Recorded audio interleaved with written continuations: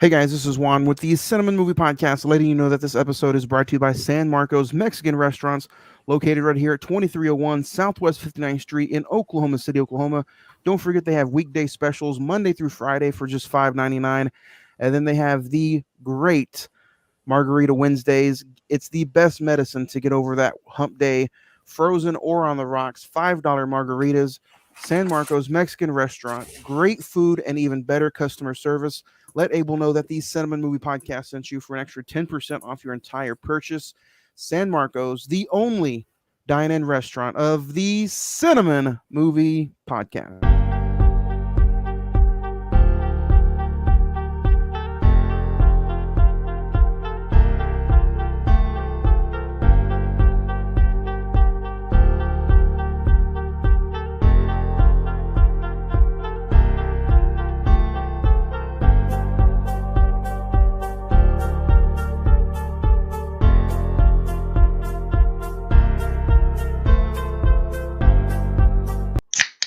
You like that, old man? You want a piece of me? Do I feel lucky? Well, do you, Bunk? Good morning, Vietnam! I love the smell of napalm in the morning. You're gonna need a bigger boat. I feel the need for speed. I wish I knew how to quit you. Love means never having to say you're sorry. You do. You'll shoot your eye out, kid. Happy Monday, moviegoers. Welcome to a brand new episode. Welcome to episode 202. Welcome to Malcolm X, and welcome to the Cine-Men Movie Podcast. I am your host, Juan, and I am joined by the cast, the crew, the guys. Zacchaeus. Hey, what's up, guys? Craig. Yo. What's up, everybody? How's your weekend been? Busy. Busy, Zach? Hot. It is hot. It is some record heat for us this weekend, and coming to you from the land down under in Oklahoma City. It is warm, but you know what, guys? You know what's more shocking about it than it's being so hot outside is we only have one episode left after today for the month of July, and July is already over. Yeah. It's It crazy. is July has flown by, and Craig, I know you're excited. We're pretty much just like 4 weeks away, and then you have some fall weather, maybe some college football. So we are approximately 40 days from the start of college football, and give or take 3 weeks till the start of NFL preseason. So it's getting ready to be our most favorite time of the year. You got Oscar movies coming up in September. You got football coming up. Halloween is right around the corner, so it's Spooky season. It's getting to be some fun times. And you know what? In the last few years, we kind of stepped away from spooky season, but it's coming back full force this year. The entire month of September, the entire month of October, completely dedicated to nothing but spookiness. So I'm excited. I know you guys are too. If you guys want to take a look back at last week's episode, it was episode 201. We talked all about Thor, Love and Thunder.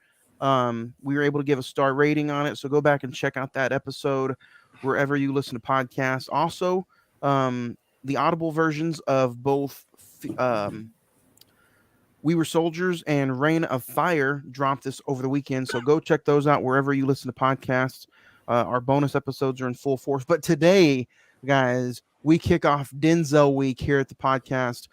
Today we're talking Malcolm X, and then in just a few short days, me and Zacchaeus are going to be talking about John Q this Thursday, the 20th anniversary of John Q. That comes to you already this Thursday. You guys can also check us out on the social media. We're giving away all kinds of digital copies in the next couple of weeks. So you want to keep your eyes out for that. Facebook.com/the Cine-Men Movie Podcast. The Instagram is all one word, Cine-Men Movie Podcast. And then the Twitter is at Cine-Men405. The Instagram is popping. Honestly, we're starting to develop a lot more followers on the Instagram and on the Twitter. We're just a few follows away from approaching 400 on Twitter, which it's pretty fun, especially starting out with just like two. Um, you guys can also listen to us on a podcast network. So go log on to www.prescribedfilms.com and you can check us out on that entire network full of other great podcasts. So go check us out over there. And then you can watch us live every Monday and Thursday here on Imuswa Productions YouTube channel. So not only will you see me on Mondays, Wednesdays, Thursdays, but now I'm also going to be picking up a wrestling podcast coming up. So you guys will see me 4 times a week on this channel talking to you about a bunch of a great fun, great bunch of content here in the next coming weeks. But Zach, you have some great news and some great stuff to talk about Rodeo Cinema. Oh yeah, over at Good Friends, over at Rodeo Cinema, 2221 Exchange Avenue, Oklahoma City, Oklahoma. Just a great organization. We're starting to do a lot of things with them here in the next couple months and throughout the year mostly. Currently, right now, you can watch David Lynch's Lost Highway, which ironically enough, I saw is getting a Criterion release later this year. You can still see Elvis official competition, and then this weekend, guys, starting this Thursday, July 21st, after you listen to us talk about John Q, go over to Radio Cinema and watch Nope, because we're going to be talking about it next Monday. And then don't forget, guys, Sunday, July the 31st, all of us are going to be doing a live lobby show of starting off our A24 month with Everything Everywhere All at Once. And come say hi. We're going to be watching the movie and doing the show afterwards. So go check them out and support Rodeo Cinema and tell them that the Cine-Men Movie Podcast sent you.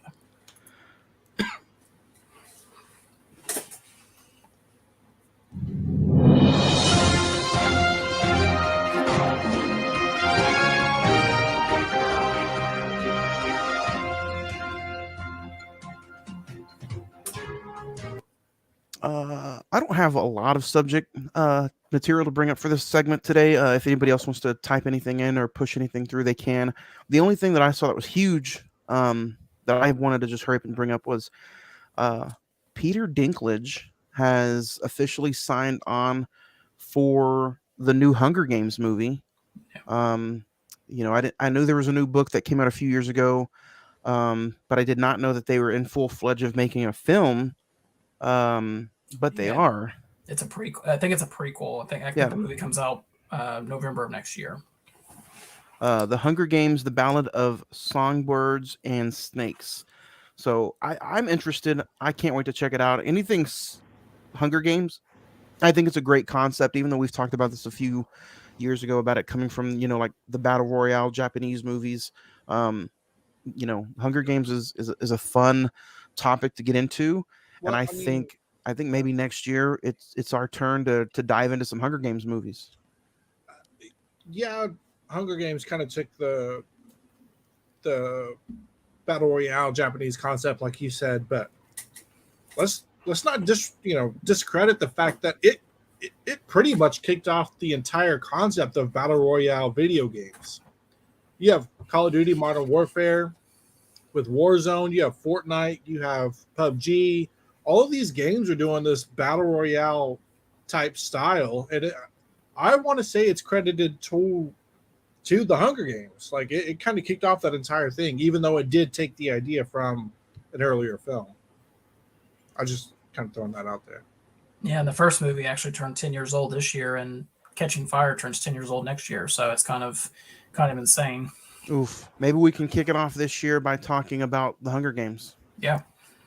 But that's kind of all I wanted to bring up, other than also Sylvester Stallone is in a fight for his Rocky life, not his real life. But he wants full rights back to Rocky, the franchise. And I guess it belongs to one of the producers or somewhere along the lines of that nature. Sylvester Stallone wants rights back to the Rocky franchise. What do you guys think? He in his statement, he says that he wants it for his kids. He wants to leave his kids something with the Rocky franchise. I mean, I kind of agree with Stallone that it was his idea. It was his script. It was his baby. if he can pay for it and claim it, let him claim it. Yeah, I mean, I don't know if they're going to do any more films, if they're going to do a reboot after he's gone. I don't know, but I mean, I kind of agree with what you're saying, Johnny. It's like he came up with the character, he came up with the whole notion of what Rocky is. So I think he deserves to, you know, have the say of what's going to happen to it after he's gone. Yeah, but then I mean that's you get into that part of business. There are no friends in Hollywood, or once you get to that level, like if there's something to be made that's to make money, all bets are off. I don't care if you wrote the story or not. If I have the rights and it's under my name, like I don't have to do anything, regardless of what you put into it.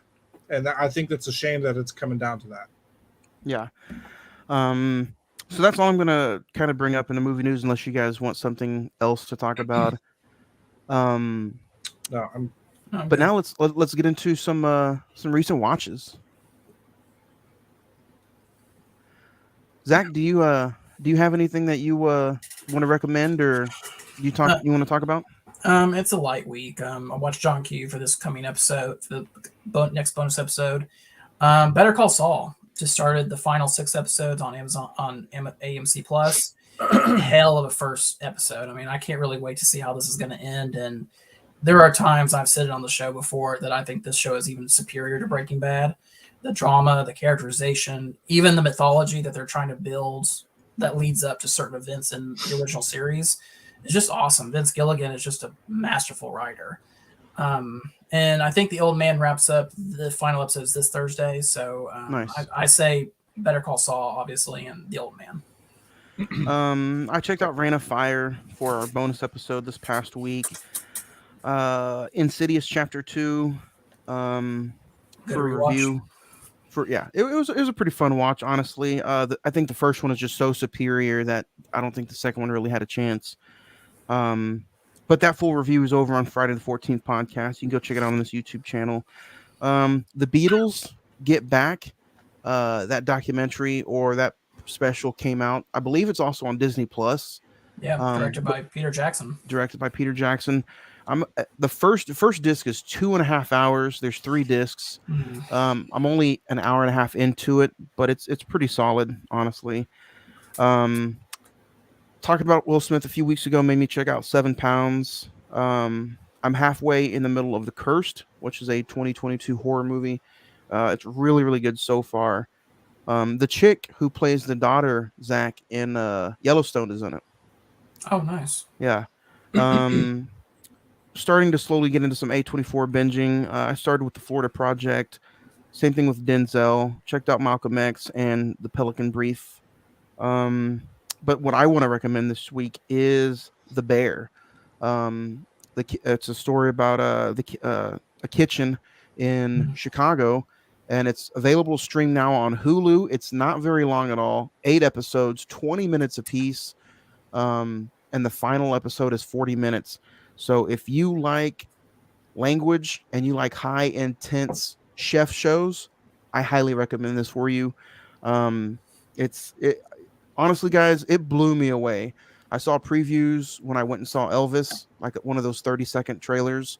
And I was like, it looks good. So I checked it out, and I never binge watch. You guys know me. I never binge watch a new TV show, but I binge watch it all in one day from 2 p.m. to like 7 p.m. all over. And I probably would have finished earlier, but I had to keep pausing for some personal matter. But yeah, The Bear on Hulu, highly recommend it. Go check it out. If you don't like, the first episode is 20 minutes. If that first episode doesn't hook you, it's not one of those I'm going to tell you, oh, it gets better with 2 or 3. No, I was hooked from episode 1. If that 20 minutes does not hook you, don't watch it. Okay. Yeah. So it takes a lot for you to get into TV shows now. It does. It was hell of an impersonation. Yeah, it was really good. I'm spitting all over myself here that I got so excited. Craig, what about you, man? You recommend anything? So start of the week last week after the last podcast, checked out iRobot.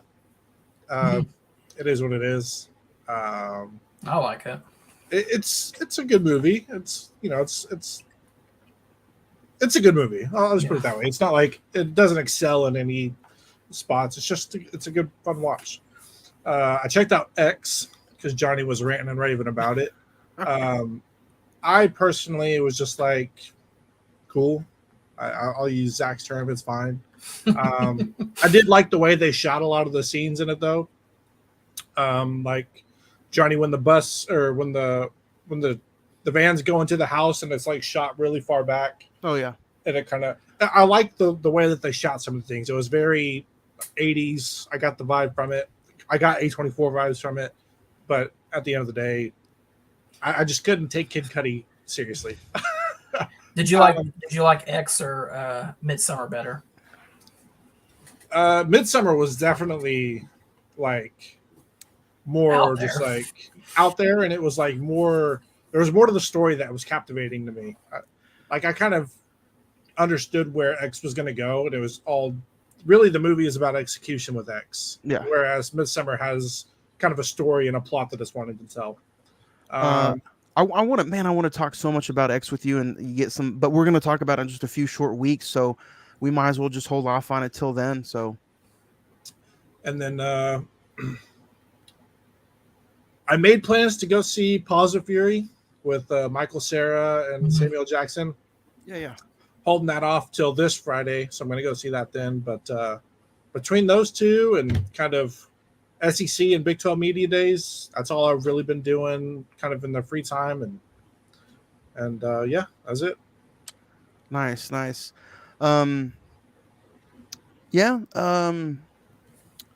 Paws of Fury looks like it could be one of those movies that might sneak up on people as far as how good it is. But I'm still kind of iffy on what it's going to do at the box office with Nope being released right next to it. But so far these kids movies, even Lightyear did like 50 million, I think, opening weekend. So far, all these kids movies this summer have just blown the money out of the water. So I think it's going to be a pretty good stand-in. I think Paws of Fury has a better trailer when it comes to getting people to kind of entice them to go see it. Yeah. The whole I'm trying to think of the rapper's name. Who is it? The guy that did the Black Panther album. Kendrick Lamar. Kendrick Lamar, yeah. His song's going on. It was on Madden last year. It's a very, upbeat. I think it's going to pull a lot more people in than what Lightyear did for its trailers, regardless of the story for it.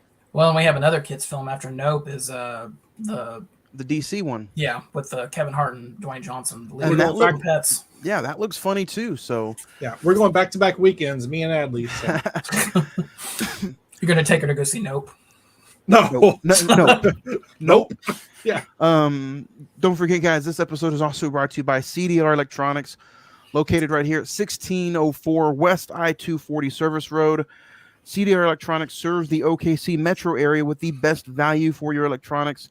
They have it all. They have physical media, Blu-rays, DVDs, video games, cell phones, computers, iPhones, watches, whatever they do have it all. Whatever you need to be up to date and to be hip with everybody, like the kids say. Zach, we know that's where you go for all your gates and gadgets. That's where we go. So visit them at CDR Electronics at 1604 West I-240 Service Road, right here in Oklahoma City, Oklahoma, and let them know, as always, that the Cine-Men Movie Podcast sent you. But Zach, before you die on me over there, you have some facts about Malcolm X that we. You want answers? Oh, I want answers. Okay. You want answers? I think I'm entitled. You want answers? I want the truth. You can't handle the truth. Zach, let us know. That's like the best thing ever. It is. It is. Let us know those truth facts from Zach. All right. So, number one, Spike Lee urged kids to cut school to see his movie, believing that Malcolm X provides just as much or more education. Number two, Malcolm X's widow, Dr. Betty Shabazz, if I am butchering that, I apologize, served as a consultant to this film. Brother Barnes, who leads Malcolm X to the Nation of Islam, is a fictional composite character. In his autobiography, Malcolm X says he was led to the Nation of Islam through letters from his brother and sister. And then this was the first non-documentary film that was given permission to film in Mecca. The film's second unit filmed all the scenes there and is portrayed accurately. So Zach, what those are was? your. I know you pick out a few facts, but what's probably one of those right now? Honestly, just the ones on top of your head that you were most likely kind of shook with. Um, it's not because I could just see Spike Lee doing that. Was the where he kind of was persuading kids to cut school and go see his movie. Like I could see him. That's not. It is. I mean, it's kind of shocking, but at the same time, it's like, yeah, I could see him doing that. Well, I mean, it's kind of very Malcolm X-ish. It's fight the system. Do opposite of what the system tells you to do. So Yeah.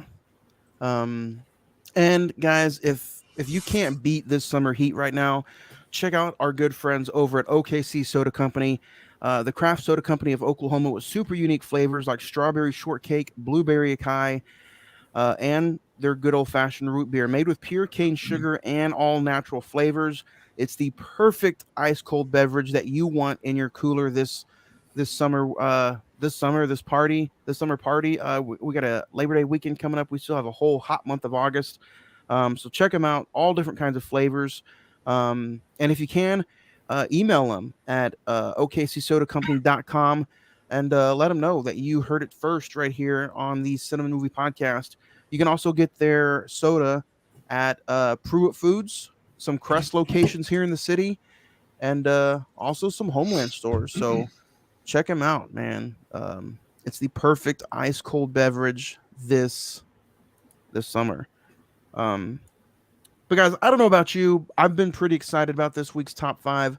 This week we are talking our top five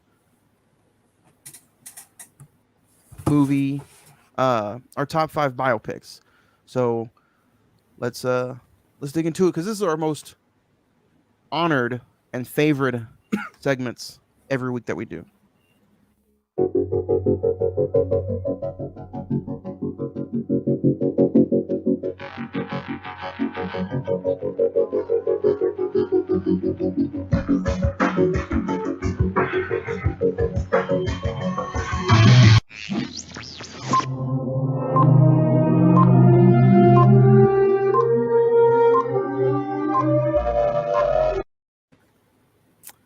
Top five. Before we dig into the list, does anybody have any honorable mentions that they want to throw out there before we get into five? Zach? Yeah, I'll just round them off real quick. The Founder, the Ray Kroc movie with Michael Keaton, Dallas Buyers Club, Ray, Green Book, and my official honorable mention, which a lot of people will be surprised that it's not my top five, The Irishman. I just have a few. A Beautiful Mind, Gandhi, and then my official honorable mention is going to be in theaters. Go check it out, Elvis. Zach, let's start off with you. What's number five for you? Number five for me is a film But before we say five, we have our Five. we have our special female friend that says five for us. Number five is a film that we actually did a review on 3 years ago, I think, which is hard to believe. It'll be 3 years this year. We did it right after our Tom Hanks profile piece, A Beautiful Day in the Neighborhood, based on the true story of a real life friendship between Fred Rogers and journalist Lloyd Vogel. Man, just the way they made this film to make it not only a biopic, but also kind of paying homage to the original Mr. Rogers' Neighborhood with all the little homages and tricks and trades of the filmmaking process. And Tom Hanks' performance as Fred Rogers is so incredible. I mean, it's just spot on. The mannerisms, the characteristics of Fred Rogers he absolutely knocked out of the park. And it's just a story about just being kind, which, I mean, we all need in today's world. Everyone needs a little bit of kindness. And I definitely go check it out. And, if you can, go back in the archives and listen to our review about it. I think one of the great legendary music artists of all time said, "All you need is love." There you go. Number five for me, I won't spend too much time on it because I know when I say this movie, people are like, "What the hell is that?" Anthony Hopkins, The Elephant Man, based on the true story of John Murrick. It is directed by David Lynch. It's a movie from 1980, but it just feels so dark and it feels original and it feels like honestly you're watching a real life elephant man going through his troubles. Um, I don't know how we spent going on 4 years and not talking about this movie, but I think it's just a fearful, tragic, dark story that I think everybody should know. And you know what? It is the month of July. You can go check it out at Barnes and Noble, 50% off during the Criterion sale. Yeah, you can. Yeah, you can. Um, so, but yeah, I think the Elephant Man is just something that definitely should be talked about a little bit more. And you guys can see some of my nice little Criterion pickups from this past weekend. If you guys do like people talking physical media, check out me and Nick. We had a whole hour long conversation, which is on this YouTube channel. Me and Nick were just going through and talking about physical media. So if you're into physical media talk, go check it out on this YouTube channel now. You're showing Um, off. I mean, this is my Citizen Kane, and I oh, also got Irishman and Marriage Story. So come on, Craig, go and show something off. I got Lightning McQueen. hell yeah, that's what I'm talking about. Ciao. I just grabbed the closest thing I could. Hey, it's physically. Craig, what about you? What do you got at number five? Number 5 for me is going to be Johnny Depp's Public Enemies. Oh, Kind of nice. basing it off of John Dillinger's, kind of the gangster biopic stuff. I remember going back and seeing this in the theater with a good friend of mine from high school. Lucky Just bastard. a good action film. What you never I you did didn't not get to see see that it? in the theater, and that's Yeah. one of my favorite movies, so it hurts me. It was just a movie that we were just like, "Hey, you want to go see a film?" He's like, "Yeah, what looks good?" And he was like, "Let's go see the Johnny Depp movie because he's a gangster. I want to be a gangster." So we went and thoroughly enjoyed it. I mean, it was just action packed. Johnny Depp knocks it out of the park. It's just, I think it was a good spot for a number 5. Number four is next. 4. Young Zachary, what do you have at number four? Number 4, I did see this one in the theater actually, and I just was really just blown away at just how even though it's mostly just a dialogue heavy film, the performances and just kind of the conversations between these characters is just I kind of wish it felt like I was there. Number 4 is Steve Jobs from 2015 with Michael Fassbender, Kate Okay. Winslet, Seth Rogen, I Jeff thought Daniels. you were gonna say the Ashton Kutcher Don't. one. No, what? That one doesn't exist in my mind. Yeah, it kind of just takes place between just like 3 different products, not marketing, but just kind of like 3 different product advertisement ceremonies, and it's just at different points in Steve Jobs' life and how he not only we've heard the stories, he demands so much perfection, but just kind of like he's kind of an ass, a different, Yeah. just he has no human skills at all, but he's able to create some of the stuff that basically changed human existence. So, and like I said, some of the dialogue, there's one scene in particular with Michael Fassbender and Seth Rogen, and they're just talking about what has he contributed to the company. And it's just like an arguing match back and forth, and it's just so powerful. And you can watch it on Netflix right now. So number 4 is Steve Jobs. Nice. My number four is going to be about the Man in Black, Johnny Cash, starring Joaquin Phoenix, Reese Witherspoon, Robert Patrick. I forgot he was in that movie. Directed by James Mangold. I honestly haven't seen this since its Blu-ray release in I think around '06. But you know, from what I can remember, it is a fantastic movie. Another one about a great legendary singer. Um, and honestly, right after I watched Elvis, I was like, man, this makes me want to watch Walk the Line. So, um, if it was a fresh on my mind list, it would probably be a little bit higher. But right now, at number four, Walk the Line from '05. I prefer the Dewey Cox story. Is Number is that your number 4? No. Do the biopics have to be about real people? I'm just kidding. Number 4 is going to be The Blind Side. Michael Oher, from what I know, he was a Baltimore Raven.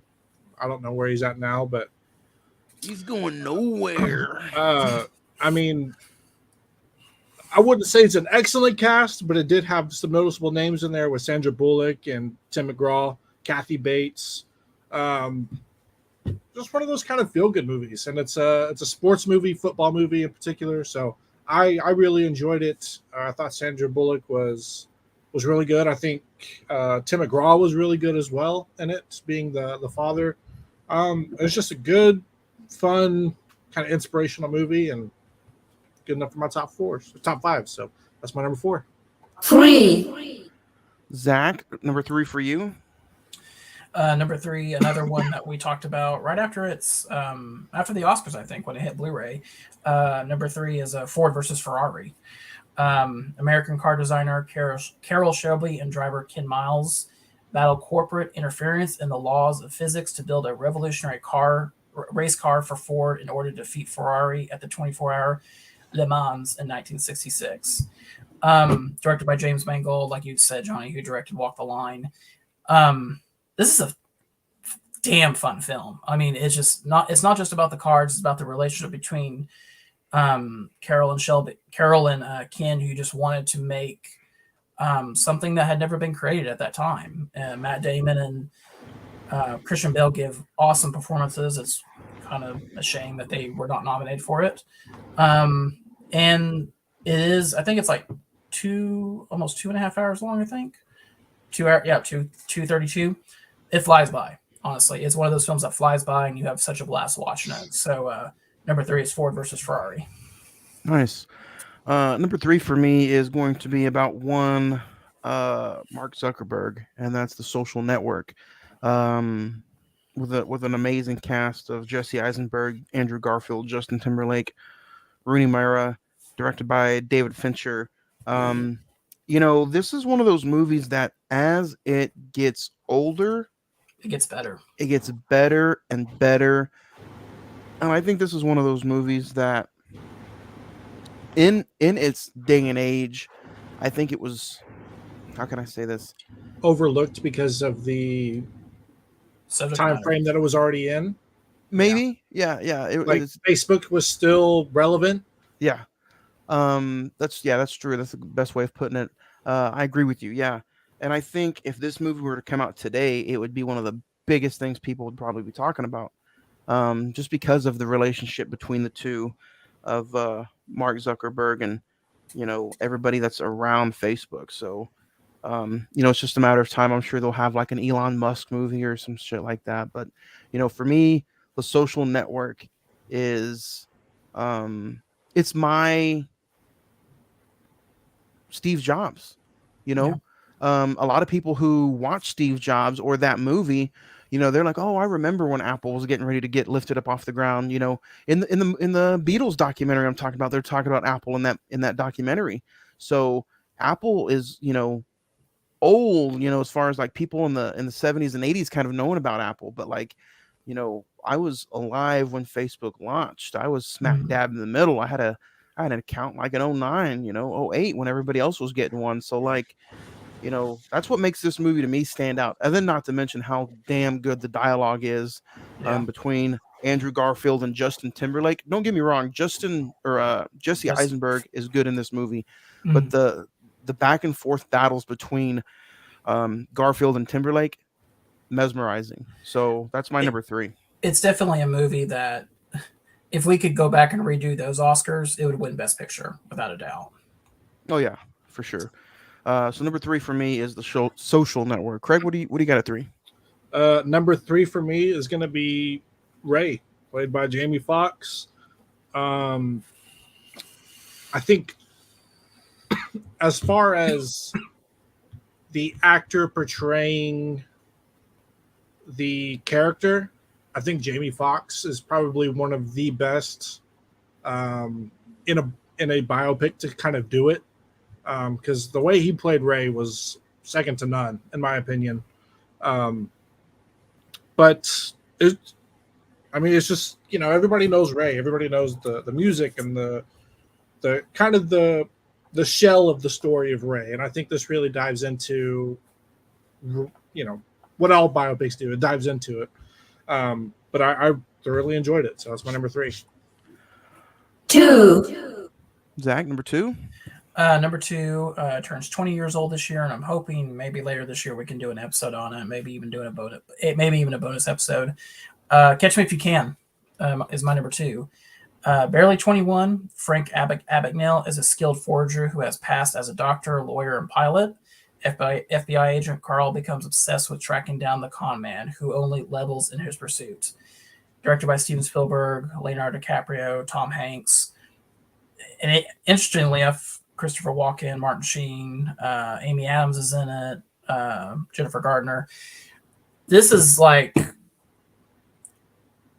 I know it's not a heist film, but it just feels like a heist film. It's just one of those, you could just tell how someone's life just like continuously dissolves into this lie after lie after lie until finally it's just like, dude, you can't get out of it anymore. And, like I said, he passes off as a doctor, a lawyer, a pilot.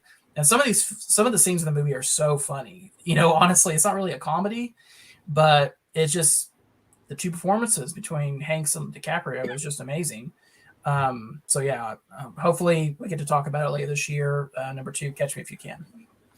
Number 2 is a tie. I got 2 movies in there at 2. I'm not going to spend too much time on it because we're talking about it today.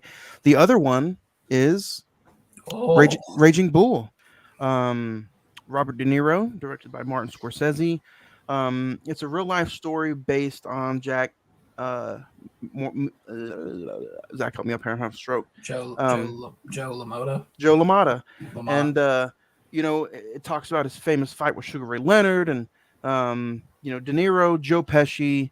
It feels gangsters, but it's not really. It's considered before some of the 90s and early 2000s movies came out. It was one of the greatest sports movies of all time, directed by, one of the greatest directors of all time. You just have that famous line from De Niro, he goes over there all beat up and bruised, and he's like, "You never knock me down, Ray." Do it again? But never knock me down, Ray. That's De Niro in the house, ladies and gentlemen. Where's my Oscar at? But no, I'm excited. I as soon as I got home from getting Raging Bull on 4K, I wanted to just pop it in and watch it, but I still have not had the time yet. So I'm hoping sometime tomorrow. But Raging Bull and Malcolm X, number 2 for me. Craig, what do you got at 2? My number 2 is going to be Star Wars Episode 3. Biopic over Darth Vader. No. Number 2 for me is going to be Judas and the Black Messiah. We did it last February. I think we all gave it a 10, if I'm not mistaken. Maybe Ed gave it an 8, 7. I don't know. He does dumb shit like that. So, but you can go back and listen to the episode. It's probably like episode 148, 145 or something like that.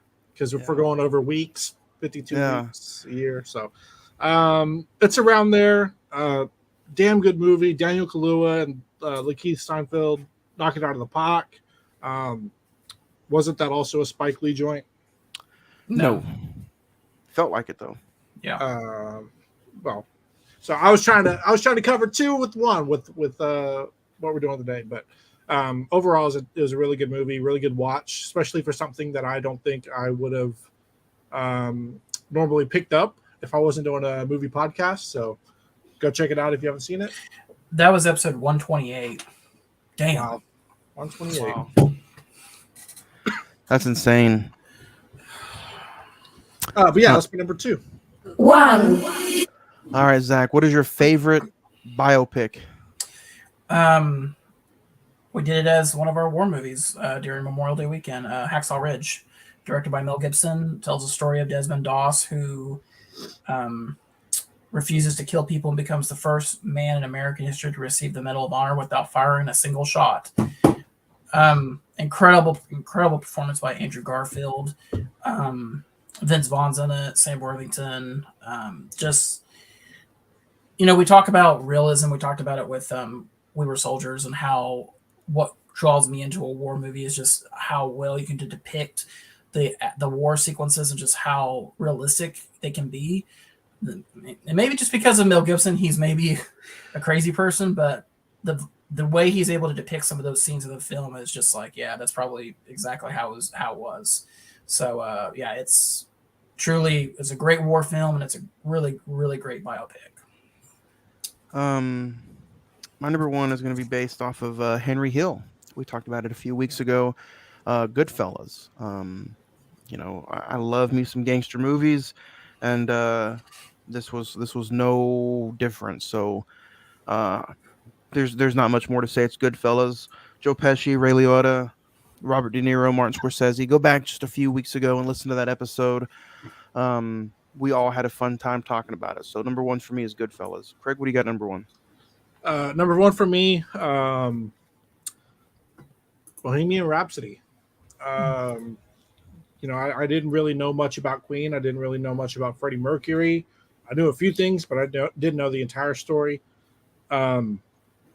Me personally, I absolutely loved the movie. There was a few scenes that were kind of iffy, but Rami Malek knocks it out of the park. I thought he was a great Freddie. The cast that played the band was also very similar in how they looked and everything. And I just think it was, personally, I loved it. It's not a movie that I ever thought I was going to like. Johnny, you told me it was good, and I was just like, yeah, it's a biopic. It's something like everything else. And watching that movie gave me a much deeper appreciation for the band in itself. And I think that's kind of what biopics are supposed to do. They're supposed to give you a deeper appreciation for the subject matter. So it's my number one. Nice. Some good lists, guys. Some good movies. If you guys want to name out your top 5 biopics, send us in an email. We read emails at the end of every Monday's episode. So CINEMEN921@gmail.com. Also, guys, don't forget this episode is brought to you by Red and Blues Pizza, 4500 South May Avenue, right here in Oklahoma City, Oklahoma. Give them a call for your pizza, 405-602-2838. They're open every single day of the week. If you're not into pizza, they also have sandwiches. They just introduced burgers. I think this past weekend, burgers have been a real big hit for them. So they have everything you need: gyros, burgers, sandwiches. They have some big girthy wings. You can get a 12-piece wing for just $12.99. So what's that like? That's a pretty good deal, almost $1 a wing. So check them out, guys. Also let Myra know that the Cinema Movie Podcast sent you. And yeah, Red and Blues Pizza. You can order now. They're even open a little late. So who wouldn't want some pizza, some food with your movie? You know what the best thing they offer there is, though, right? The cinnamon sticks. The service. Oh yeah, I was gonna say that too. But yeah, just now getting in, out of the top 5. So send us in your send us in some recent watches or some top 5s. Like I said, if you're watching here, there's the facebook.com/the Cinema Movie Podcast. Hit us up on the Instagram, which is one word, the Cinema Movie Podcast. The easiest and fastest way is the email. Email us at CINEMEN921@gmail.com. But now, guys, it is time to get into the movie. Our subject matter today is one Malcolm X. Before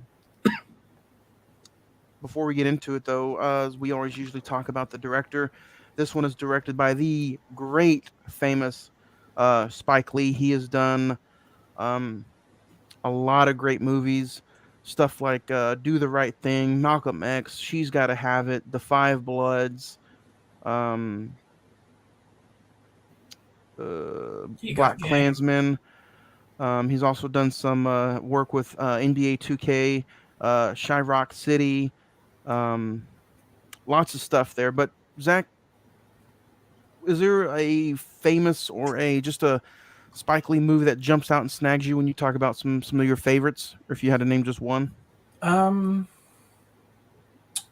We'll talk about him as a director as we go through this, but probably one that just I always forget that he directed it, which we'll probably talk about in our Denzel episode, was Inside Man, the bank robbery movie. So, Real quick before we dive into it, with this, I would assume this is relevant.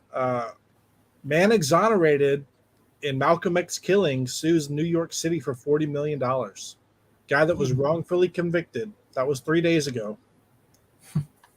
Kind of He's the one that was wrongfully accused of shooting Malcolm X? wrongfully convicted of killing Malcolm X is now suing New York City, the city that put him in jail. wow. Yeah, So, we're definitely going to talk about that. That's especially the scene that's in there. Yeah, I mean, there's what a coincidence that 3 days ago this is all kind of coming out, and we're doing Malcolm X now. Yeah. They listened. They took it off of HBO Max. They, you know what? Somebody doesn't want this story to be told, and we're going to talk about it definitely deep into the movie or deep into the episode. So, I'm already a little hot under the collar about what I found out yesterday. But, if I had to pick a Spike Lee movie or two, I would pick He Got Game. Clockers is honestly a really, really good movie. Crooklyn is a terrific classic Spike Lee movie, but it goes all the way back to his debut, Do the Right Thing. It's in the title, Do the Right Thing. And I would like to, before this year is over, maybe to talk about that movie real soon. But yeah, Craig, what about you? You have a Spike Lee movie that just sticks out to you? Well, kind of a spoiler alert. My perception of what Malcolm X has completely changed. I thought this was a damn good film. So I'll put that out there.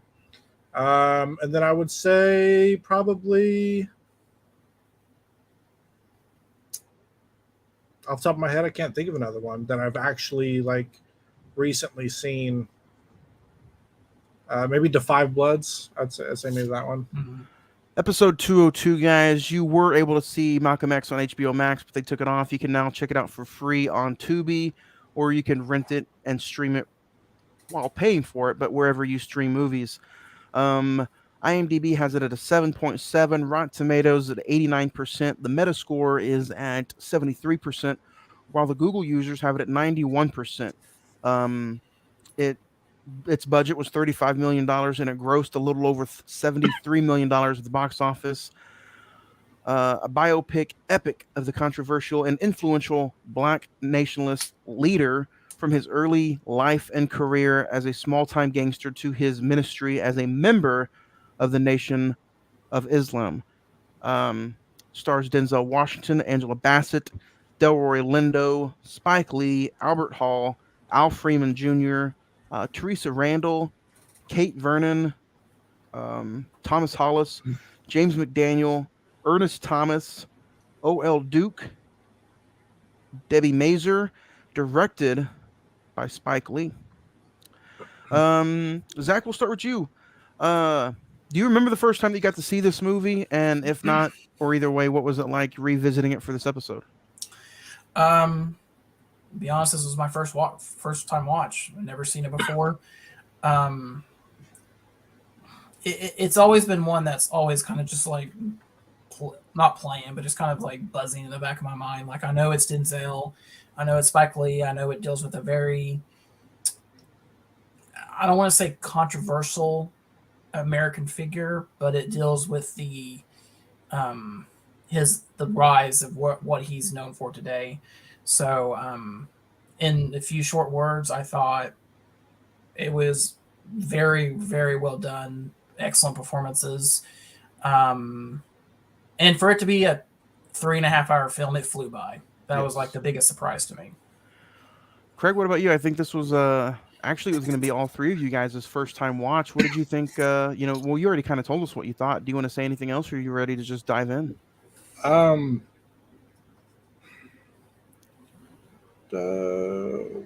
For this film being a 1992 film, Spike Lee did an amazing job of shooting it, like the way it was shot, um, the just the production of the film in general. When you think of 1992, you kind of think some films aren't amazing or good or anything like that. I don't know what this movie cost to make, but it was shot very, very well. $35 So million dollars. $35 million to shoot a 3 hour movie, and it was shot this well. Denzel knocked it out of the park. I'll leave it at that. The studio only gave Spike Lee $25 million, but No, he went like completely snaggletooth, and he had to go over budget, especially going over and shooting in Egypt, which that was one of his things. He's like, I'm not going to do this movie unless I get to go to Egypt and shoot. And we'll get into it. But for me, this movie, I first seen probably in 2007, 2008, when I was able to find the nice girthy Oh. digibook. It's a digibook? It's a digibook. It also has a hour and a half long Malcolm X documentary. And then it's got deleted scenes. This is how I haven't even opened it up yet. You can see the digibook is still closed together. But pristine. exactly. But as far as the subject matter goes, I think for a 3 hour and 25-minute movie, it flies by. We talked about it in The Godfather. We'll talk about it here today. But first off, I want to say nobody else could have directed this movie other than Spike Lee.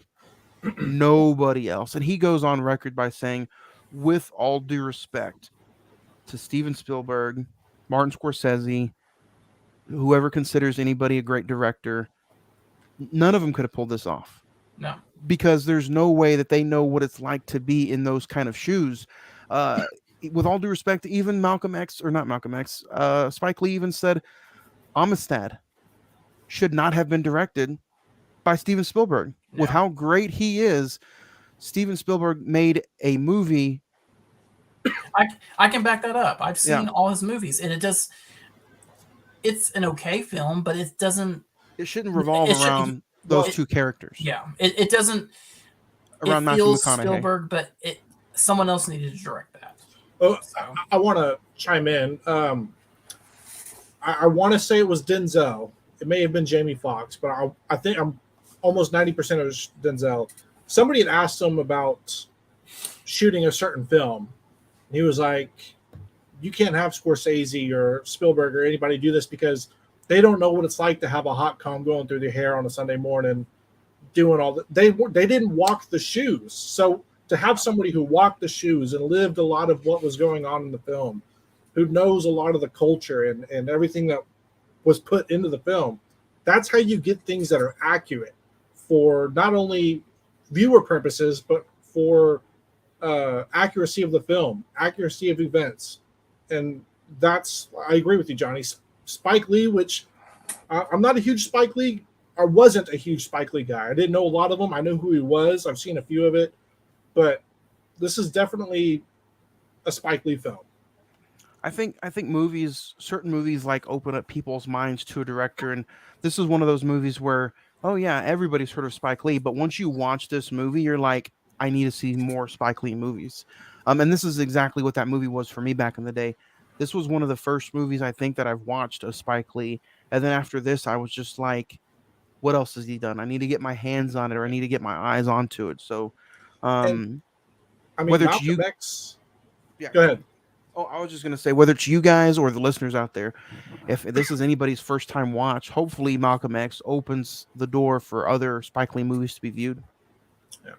And, I remember my brother getting Malcolm X on DVD back in the day. And, I was young. It's not something I didn't really care for biopics at the time. I just wanted Star Wars or fantasy, something like that. But I'm just surprised it took me about 22 years for me to come out and actually watch this film. I would say around 8, which is a good thing, because you could have watched this at 10, 15, or 16 and you're like, definitely not my cup of tea, never picking it up again. Yeah. So I mean, that's to me, that's like a good thing. And it, so I don't know. I didn't know how to. Oh, I know how to. But when you're talking a 3-hour movie in an hour-long conversation, I'm like, you got to kind of break it down into hours, like we did The Godfather. Yeah. So we're gonna go over just a little bit of each hour. The first hour you get the early years of Malcolm X.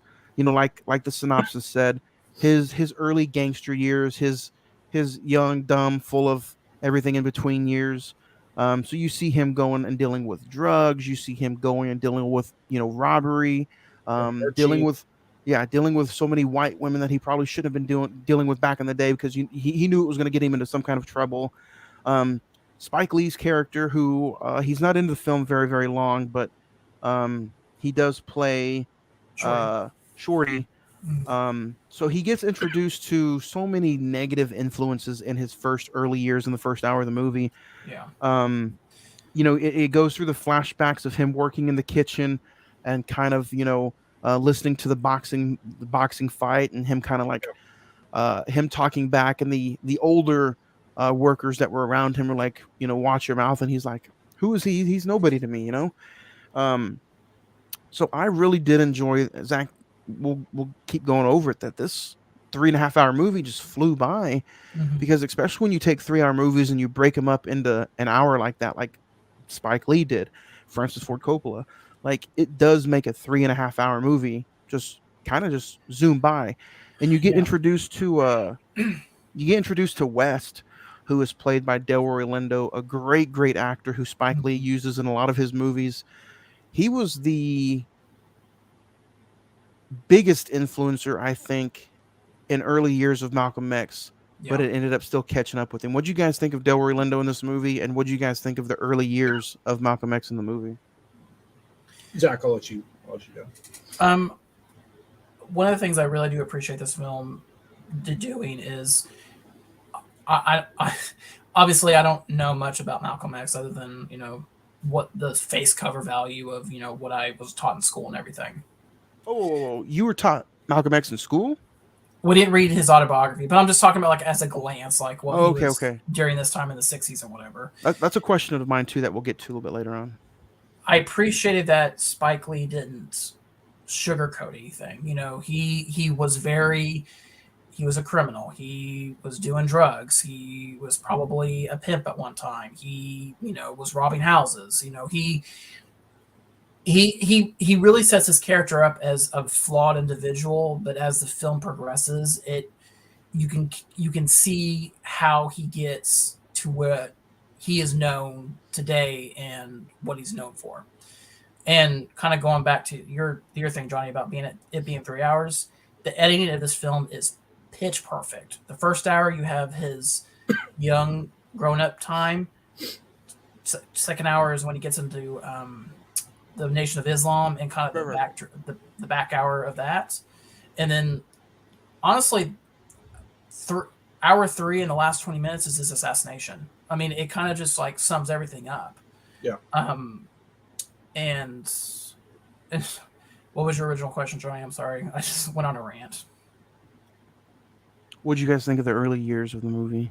Oh yeah, just I appreciate that they didn't sugarcoat it. Like this was him as a young kid, and he did dumb, stupid stuff, and some of it came back. And I even though Delroy Lindo is not in the movie that long, I thought that he had a significant presence in the film. Yeah. My biggest rant about this movie is that it only got 2 Oscar noms and it Yeah, won 0. yeah. Here we go. What else? What else was out that year? Let's take a look. I think that was the year of. Here we go. 92.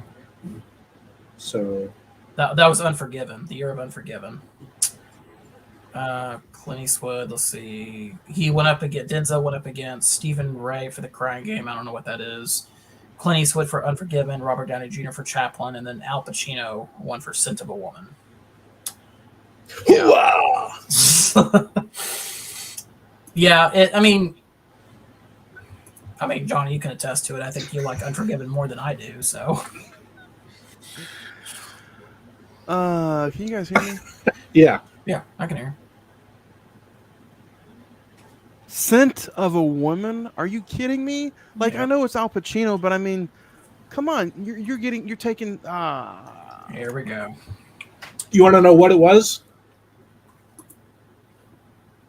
You want to know what it was? What?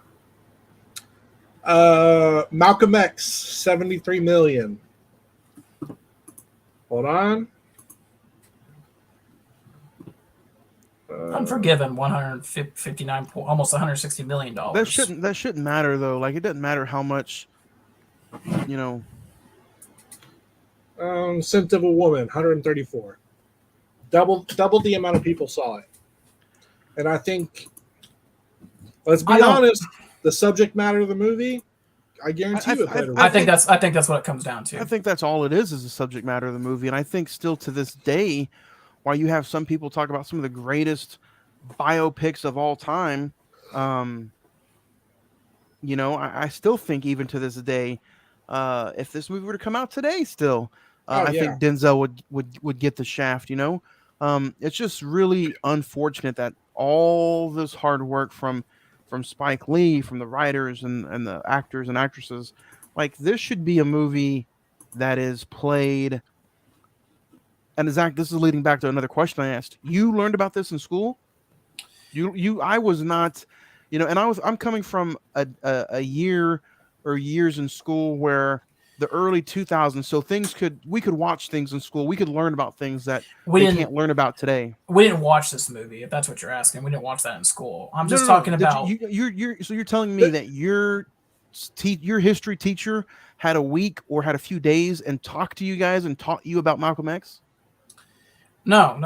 I'm just talking about just in the grand scale of American history. When we got to the 60s, it was kind of like, okay, so here's the civil rights, here's Martin Luther King Jr., here's Malcolm X, just like that, just like the basic one-note details. They didn't go into much, like we didn't do a whole week on Malcolm X. We didn't read his autobiography or anything. No, of course not. You spent all the time on Martin Luther King. Right. That's just like everybody did. They don't want to do it on Malcolm X.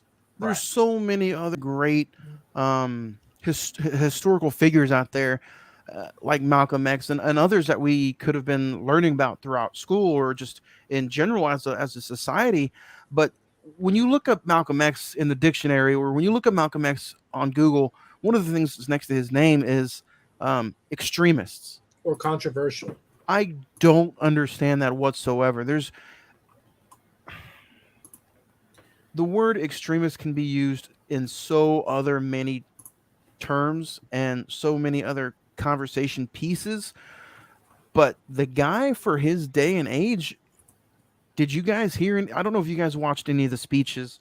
The movie made you want to look up Malcolm X speeches. I mean, yeah, some of the stuff he says could offend somebody, but he's speaking the truth for the time and for the day and age that all the stuff that he was going through, and even I don't know if you guys, I don't know how you guys watched it, but when you put the Blu-ray in, usually you hear like title music in the background. You hear a Denzel speech from Malcolm X, and the speech is phenomenal. But after hour number one, you got the early years. He gets sent to prison, and he's in prison pretty much for the start of hour number two. What do you guys think of the coke room scene where he's going through and taking the coke, and he's playing around with the gun, and then just a few scenes later, he gets in trouble for burglary, and he gets like 14 counts, and I think he gets like 10 years, right? Yeah, 8 to 10 years per count. Yeah, it's all stacked. It's stacked. What do you guys think of the sentence, and what do you guys think of the start of hour two of him going to prison? Well, I for the let's just tell it as it is in the movie.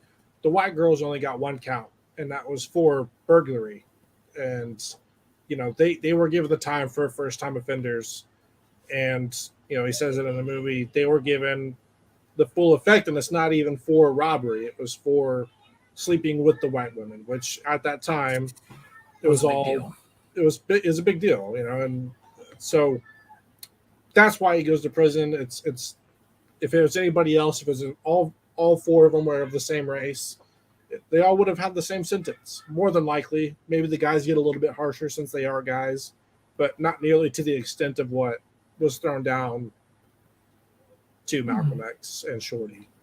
Yeah. And I thought that the prison sequences before he gets kind of like into studying the Nation of Islam, the solitary confinement sequences I thought were very, you can kind of tell how someone loses their insanity if you were put in that situation for just days and days and maybe even months on end.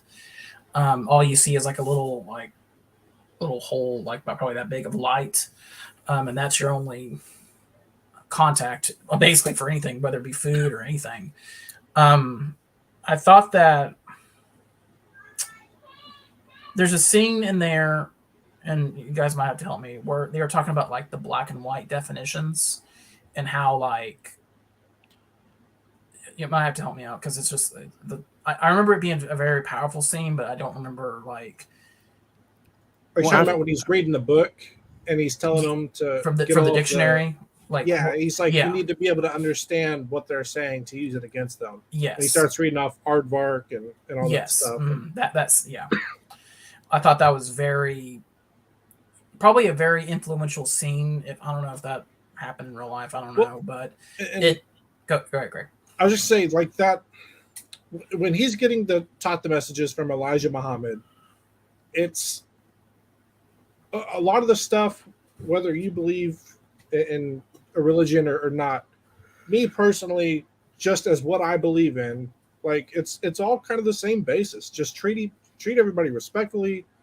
And one quote that Elijah gave him, which kind of stuck out to me, and I made a note of, the mother is the child's first teacher, and the message that she gives the child is the message that the child will give to the world. Now, I agree that to a certain extent that is the truth. People can change and adapt and not go the way of their mother. And maybe that's the reason why they choose to change. But it's 100% correct. Everything starts in the house. And how you choose to be as a parent is going to affect the way your child carries out himself or herself at school, in public, in their teenage years, in their adolescent, going into adult stages. What you do matters. And everybody wants to say we need a president that's for change. We need somebody who's going to be for change. That's true, but it all starts with you. If you're not willing to make a change yourself and be the example for your child, none of that matters on the outside. So, Greg laying down some law. Hey, I got inspired, bro. I got inspired. All right, that's all I'm saying. That's one thing I appreciate about this movie is Spike Lee shows you young Malcolm, the flashbacks of his mom and his dad and what they went through and how, strong and how big and powerful his dad was, but he wasn't going to back down from anybody, So, going into year number 2 or hour number 2, you get a new Malcolm. He comes freshly out of prison, and you start seeing the Islam freedom speeches. Yeah, I had one more thing before we jump out of that. Go for it. We all kind of see Malcolm X as what he is. People saw him for a leader and everything like that, but I'd never heard about Elijah Muhammad. And to me, what this movie showed is that he is essentially the one that created or freed, however you want to put it, Malcolm X. He's the one that showed him the way. He's the one that told him, not everything has to be done with violence. And he said, you want to grovel and crawl for sin, but you won't do it for your soul. Like you want to go through all this trouble for all the negative stuff in your life, but you won't do anything for the positive stuff in your life. And like, just as a teacher for Malcolm X in that movie, I think he was very pivotal. It's not just he was in jail and he sought, religious freedom. He was specifically told by somebody the teachings of it. And I thought that was big. Yeah, I think it's a relationship that's interesting to dissect a little bit because it's on one end, like you say, Craig, it's kind of he's the creator of the Malcolm X that we know today, basically. And so when he later in the film, when it kind of backfires on him a little bit, and Malcolm kind of learns the truth of Elijah doesn't really follow the rules of Islam and all this and that. It kind of he doesn't. I don't think he wants to take responsibility for what he meant to Malcolm's life. Does that make sense? It's kind of like I want you to be part of my teachings and everything, but when you start to have your own say or use your own voice, then no, you can't do that. But in reality, it's kind of all he did was kind of take your teachings and just like fix them or just use them in a different light. Yeah. But is he also not the one who started tearing down what Malcolm was trying to build? Yeah, because like after, and this is jumping way in like later in the episode 2, the second hour of the film, you know, it's revealed that Elijah Muhammad fathered like 3 or 4 different children out of wedlock with different women, and that's a really big no in the Islam nation. And so Malcolm, I think he's deeply hurt that the person that he looked up to is not really what he says he is. And so when he goes out there and tries to create his own society or his own religion or, you know, whatever you want to call it, the Nation of Islam looks down on him for that. And that's ultimately one of the contributions to his death, honestly, if you kind of want to peel back the layers a little bit. What did you guys think? This to me was not. It's not a funny haha moment, but I watched this movie over the weekend when some personal things were kind of ruining some good times. So I wanted to bring this up to you guys. What did you guys think? One, of Angela Bassett playing the wife as Betty. I think Angela Bassett is somebody who does not get talked about enough today, especially with how many great roles that she has. And, you know, I'm sure we're going to see her in November when we talk Black Panther 2. But I think her in this movie, she didn't get enough recognition. A, because she's standing next to the great Denzel Washington. But B, she holds her own up against Denzel. Especially in this, what did you guys think of the scene where, the accusations were coming out that he was sleeping around still with other women, and she brings the accusations and the paper to him. All he wanted to do after going and talking and doing his speeches and doing his thing, all he wanted to do was come to a quiet home, kiss his daughter on the head goodnight, got an ice cold glass of milk, and he sat down. And, do you guys ever have any of that personally? Like in your life, you look forward to something, whether it be a glass of milk or some dinner or a snack, and you sit down to enjoy it, and then boom, something like that happens, and the entire thing is just ruined. The whole evening's ruined. Yeah. Not even just the whole evening, but just that one subject matter, that one glass of milk or that one Gatorade is completely destroyed. I don't know why, but when the accusations were going on, he set the milk down on the dresser, and I'm like, dude, that milk ain't going to be good in like 15, 20 minutes. It's not going to be cold. You're just want to throw it out. I don't know why, but just something like that small thought, popped into my head. And I don't know, but to me, it shows the value of how important Denzel makes everything around him, whether it's picking up a glass of milk or whether it's putting the newspaper down really, really hard on the coffee table. Like, it wasn't as good as Fences as far as the conversation and the arguments that they had, but it was pretty close. Yeah. Angela Bassett, though, what'd you guys think? I thought she was good. I think, I didn't know her kind of story went back this far. I just kind of knew her recently from some earlier 2000s stuff going into Black Panther and all that. A lot of these older films, that's, I see a lot of people, not a lot of people, but I see people kind of saying like she's one of the figures of the African American community when it comes to actors, like her, Jamie Foxx, Denzel, Morgan Freeman. et cetera, et cetera. She's up there with him, and I didn't know why. But seeing her in this movie, I kind of understand. Like, okay, she's been a part of some very controversial films, and she was very good at it. So, Yeah, I think, to be honest, and this is not Angela Bassett's fault at all. I just don't think she's in the movie that long, to be honest, to make a big impact on the viewer. the grand scheme of things, yeah. Yeah, I think her biggest moment comes, like you said, towards the end of the film, Johnny, where they're having the argument about the accusations, and ultimately her worrying for her husband's life and the lives of her children. I gotta say the opposite. I think she has an extraordinary huge role in this movie, even if it is for the short amount of time that she's in it, because of those things that you just said, Zach. The accusations, the argument, the scene where she's in the house and he's in a motel and she keeps he's like, don't answer the phone. Just her mannerisms while she's getting those phone calls or while she's trying to hold her kids.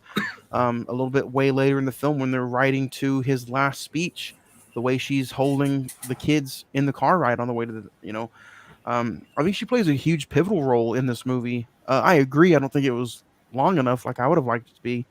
Um, I felt like, maybe because I just didn't know the story, I felt like Delroy Lindo's character, West, or Archie, because I didn't know like what his impact was on Malcolm's life, I thought that he held a more significant presence, if that makes sense. I didn't know if he was gonna like attempt to kill him, which he ultimately does, but like I didn't know if he was gonna be like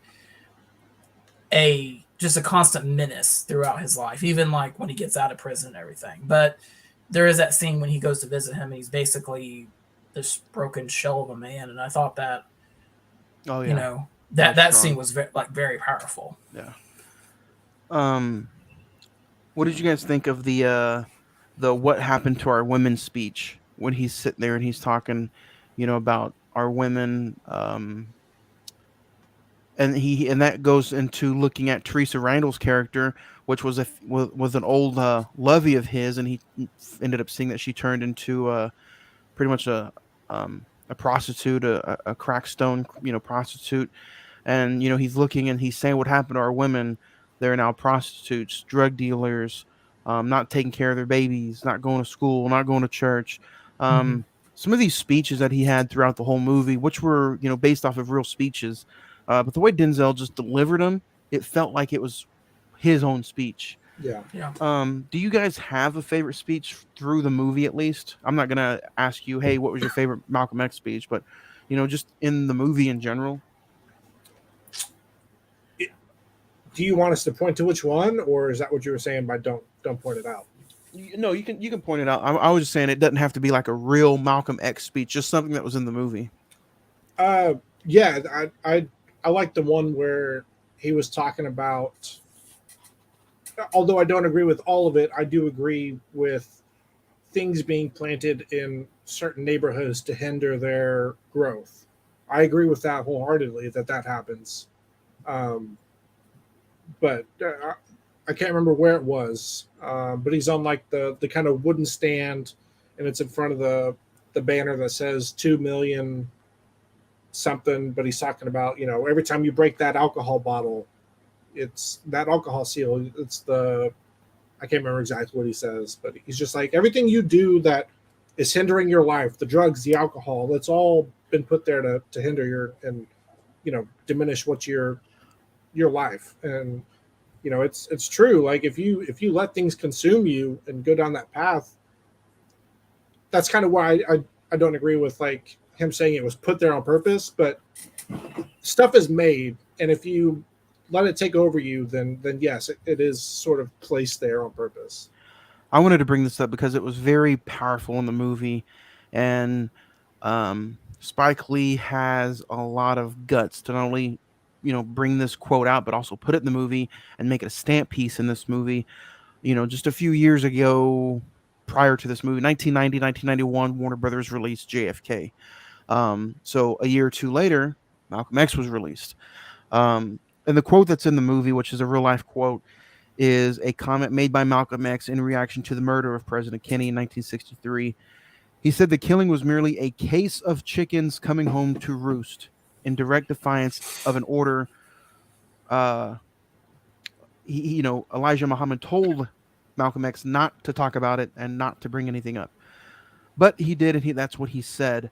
Do you guys think that not only in real life, that's the potion that stirred the pot between the two in real life, but do you think them putting that in the movie and focusing on that just a little bit, not only bringing it up once but a few times, do you think that still barricaded Warner Brothers to be like, hey, maybe we shouldn't push this movie as hard as we should, especially with JFK just coming out a year or two before Malcolm X? I don't know. I just thought I'd bring that up because, him speaking 100% what he believes in and truth is what made the man, the myth, the legend, somebody who speaks his mind. You look at it so odd years later, the truth behind that statement, very, very powerful. It's interesting, yeah. Especially when there was so much, white on black going on and just innocent people getting shot and beat down almost like today. The same thing, but one of their own was gunned down by one of their own. That's what I got from it. And it was like, Elijah Muhammad was like, hey, don't go there. And he went there. But I mean, whether it cost him his life or not, he had the guts to say what he believed in. Well, I mean, there's talk that I'll say it. I'll tell you guys this off air. I would rather not say it. The CIA is listening or whatnot, but I do agree that if the public is sort of like on a leash. Well, not even just the public, everybody. They'll give you a little bit of slack, but once you start crossing that line to make people actually realize and understand that there might be a little bit more going on, mm-hmm. they're going to cut the head off of that movement. We've seen it with 3 people. So let's dig into it right now. Then, Craig, you don't have to talk if you don't want to. You don't have to answer. I'm gonna go straight into the end of the movie. Do you guys think it was somebody from Elijah Muhammad's camp that gunned down Malcolm X, or do you think it was somebody who knew that he kept pushing and pushing the tides, and maybe somebody who was involved with CIA or different other kind of actions out there? I think it's a mixture. I think they both had the same. If that news came out just 3 days ago, and at the end of the movie you see a guy from Breaking Bad, he's in talks to play Charles Xavier. He's the one who in the movie quote is the one who finished off Giancarlo Esposito, yeah. He's the one who finishes off. But if you go through what Spike Lee has in the movie, there was 4 or 5 people who shot at Malcolm X. Yeah. Initially, the guy with the shotgun, then the 3 or 4 pistols. Yeah. I think, we'll never. This is one of those things that we're never going to get the true answer to. The Illuminati could have done it. Well, and I think it could also be one of those instances where he was saying stuff that was pissing off 2 people, A and B just happened to get there before A did. You know what I mean? Like, it could have been one of those instances. I don't think the government or the CIA really had anything to do with it. Yeah, were they spying on him? Were they, tapping his phones and everything? Yes. I mean, it's clearly depicted like that in the film. In my personal opinion, the way this movie is directed, the way Spike Lee sets the scenes up, I think it goes back to, I don't know if the whole Nation of Islam or just a crew, like a set crew of Elijah Muhammad's followers. I think it was them that ultimately killed him. Yeah. What do you guys think about? There's that scene in the movie before. There's that scene where the guy comes up to Malcolm and he's like, "Hey, they wanted me to hotwire your car to where when you start it blows up." Yeah. And that's when he, was it before or after that scene where his house caught fire? It was after that, It right? was after, yeah. It was after. So they had already started trying to get to him and Yeah. his family. And I love, and love is not the good word. I thought it was very well done. When Malcolm's family's house gets on, when the house gets attacked and gets set on fire, it's a juxtaposition to what he experienced as a boy, where Yeah. his family and his With the father Klansmen. with the Klansmen, and his father tries to be strong, and Malcolm's trying to be strong in that moment when it was dangerous. The fact that he tries to stand up to him, like he's talking to the news reporter, and he says, "Everything okay? How are you feeling?" And he says, "Look behind me. Look behind me. How do you think I feel?" Um, but there was also, so when he goes and does the trip to Islam, and he comes back and people are like, I think somebody asked a question along the lines of, it's like it has to do with violence. He's like, no, I've prayed to the same God with red, yellow, white, black. I drank from the same cup. I ate from the same plate. I thought that was very powerful. Whereas, like, if he was to just come out and say, we're oppressed, we're this, we're that, and he's only talking about we, I could see how that message would be portrayed by some people. But he talked about how he ate, prayed, drank with people of all nations, of all colors. Yeah. And Yeah. there was nothing wrong with, he had no ill will towards any of them. It's the fact that, like, all he wants is to be treated equally. He's talking about, the United Nations, they're talking about racism over there, and there's racism down there, and they talk about it and they bring it up, but over here they just let it slide. Well, it also goes back to, I think there's also like a miniature change in between when he gets with Elijah and when he gets out with Elijah, because I think in the beginning he's kind of, and I think this what comes into the extremist part of his legacy, is that he kind of was siding, violence towards white people, in certain ways. I've seen different speeches and portrayals of that, but after it gets out with Elijah, he's kind of quoting what Martin Luther King's doing. He's wanting peace. He just says, look, like you said, Craig, we're all the same person. We may be white, black, whatever, yellow, but in a lot of his speeches, you can point out and segregate what he means by certain hatred. But in the documentary that I got to check out, which I highly recommend, it's Malcolm X documentary called "By Any Means Necessary." It's narrated by the great James Earl Jones, and James Earl Jones reads the monologues as if he was Malcolm X. And in some of those real life speeches, Malcolm is like, we are not mean people. We are not irritated people. We are not harmful people. We are harmful if you are harmful to us. Right. That's what I was. We are disrespectful if you are disrespectful to us. What I wanted to get at was, in the movie, he's talking about getting rifles, and the reporters asked him, he's like, why are you telling black people to get rifles? He's like, the same reason white people have rifles, for self-defense. If they can do it, why can't we? And that's like, yes, if you're saying it like, why are you telling black people to get rifles? Yes, it sounds like you're trying to incite violence, but all he's stating is that if they can do it, why can't we? He's just, all he's wanting is equality, and all he's trying to do is get the point across that we want the same rights that the white people have. And I think that's just the biggest thing. And everybody back then was taking it as, you don't have that right, essentially. Right. Like, you don't have the same right, so you can't do that. You can't tell your people to get the gun.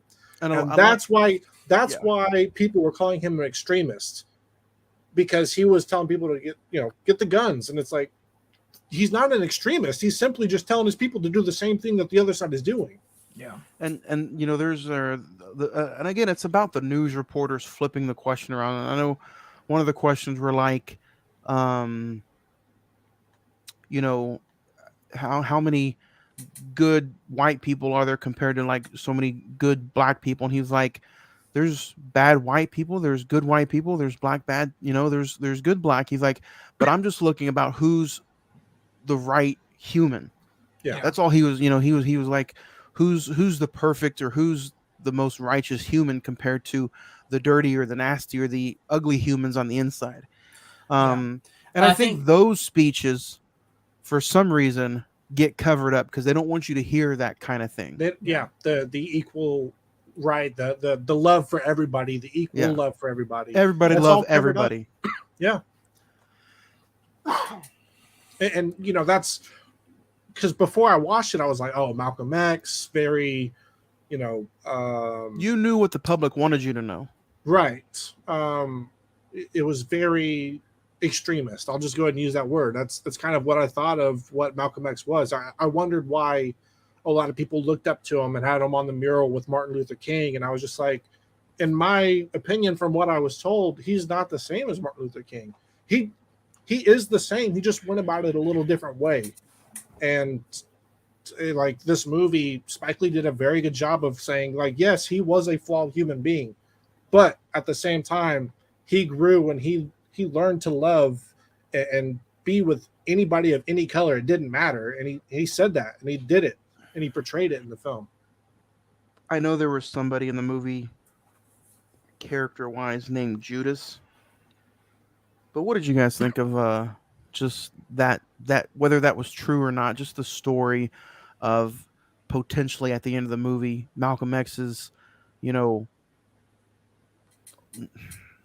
round table people that were surrounding him, like the Judas story, ended up ultimately doing away with him. I mean, it's one of those things where no matter what your message is, people will always follow money. Money corrupts everything. Money is the root of all evil. And if you're willing to give somebody enough money, they're willing to do the dirty deed. Dirty deeds done dirt cheap. It'll be done for money. It doesn't matter.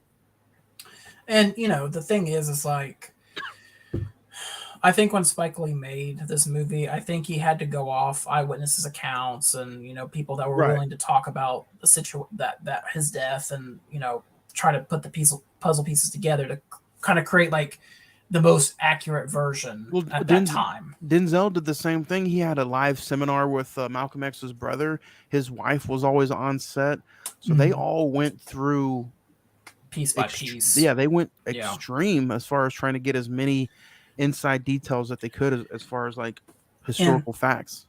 And I thought it was so interesting, and maybe because it's,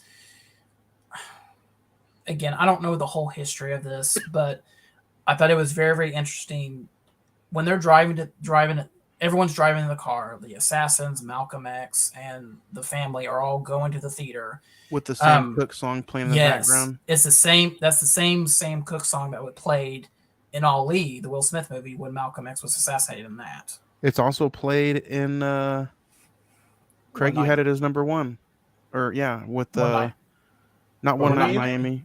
Not Bohemian. I'm sorry, was it your number one? Was your number two? Judas. Yeah. Oh yeah. Yep. Judas. Yeah. It's the main song that was played in Judas. Yeah. So it's all interconnected. We got the multiverse of madness here. The MCU. So Warner Brothers put up $35 million to make, or $25 million to make the film. In the documentary, it does state that people like Oprah Winfrey, Ben Cosby, and some other historical figures helped Spike Lee finish making the movie for the budget. Yeah. And everybody was just so powerful and so committed to making this movie happen. Spike Lee's cut of Malcolm X was 4.5 hours long, and the studio did not have it, and they wanted him to do this story in 2 hours. And Spike Lee was like, "You can't. There's no way you can tell a Malcolm X story in just 2 hours." And the interesting thing about it is that we really, other than Ali and One Night in Miami, we've never had another attempt at a Malcolm X biopic, because I think this is like this is definitive one. I don't think you need to do another one. I don't think there's a director out there that can pull it off. Yeah. Well, I think there's so much respect towards Spike Lee and the amount of Spike Lee is not just a director. Spike Lee is somebody who's going to do the research, do the character the justice. It's not like he's going to come out and say, here's this character, we're making a movie, this is it. And there's no lack of foundation or evidence for that person, for somebody to be like, okay, they missed out on this, we need to talk about it, and I'm going to do it again. Well, here, and I hesitate to bring this up because I know Spike Lee is a very beloved filmmaker, and I mean, I'll say it. I know I've seen a lot of his movies. He's a very well-talented director, I think. And Craig, I know you haven't seen a lot of his films, but Johnny, if you want to comment on it, you can. I feel like his messages or his politics kind of, they overplay in his films. Like, what I mean by that is that there's a scene, I think it's either Black Klansman or the Defy Bloods, where they're the two characters talking, and out of nowhere there's a Trump rally that gets shown up here. It's like what does that have to do with anything? You know, it has everything to do with anything, going all the way back to do the right thing. But here's my thing. There are some people that want to watch a movie and they don't want to be reminded about what's going on in the world. Yeah. Well, it honestly depends on what decade you're watching your Spike Lee movie in, because he pulls up the same kind of stuff and Do the Right Thing. It's only relevant now because of it was the United States versus Trump, or the other way around. It just depends on what decade you're watching the movie in. But it's okay for, Leonardo DiCaprio to go up and talk about saving the planet, or it's okay for what's her name, actress, Julia, help me. Meryl Streep. It's okay for Meryl Streep to get up and talk about and push all her politics on everybody.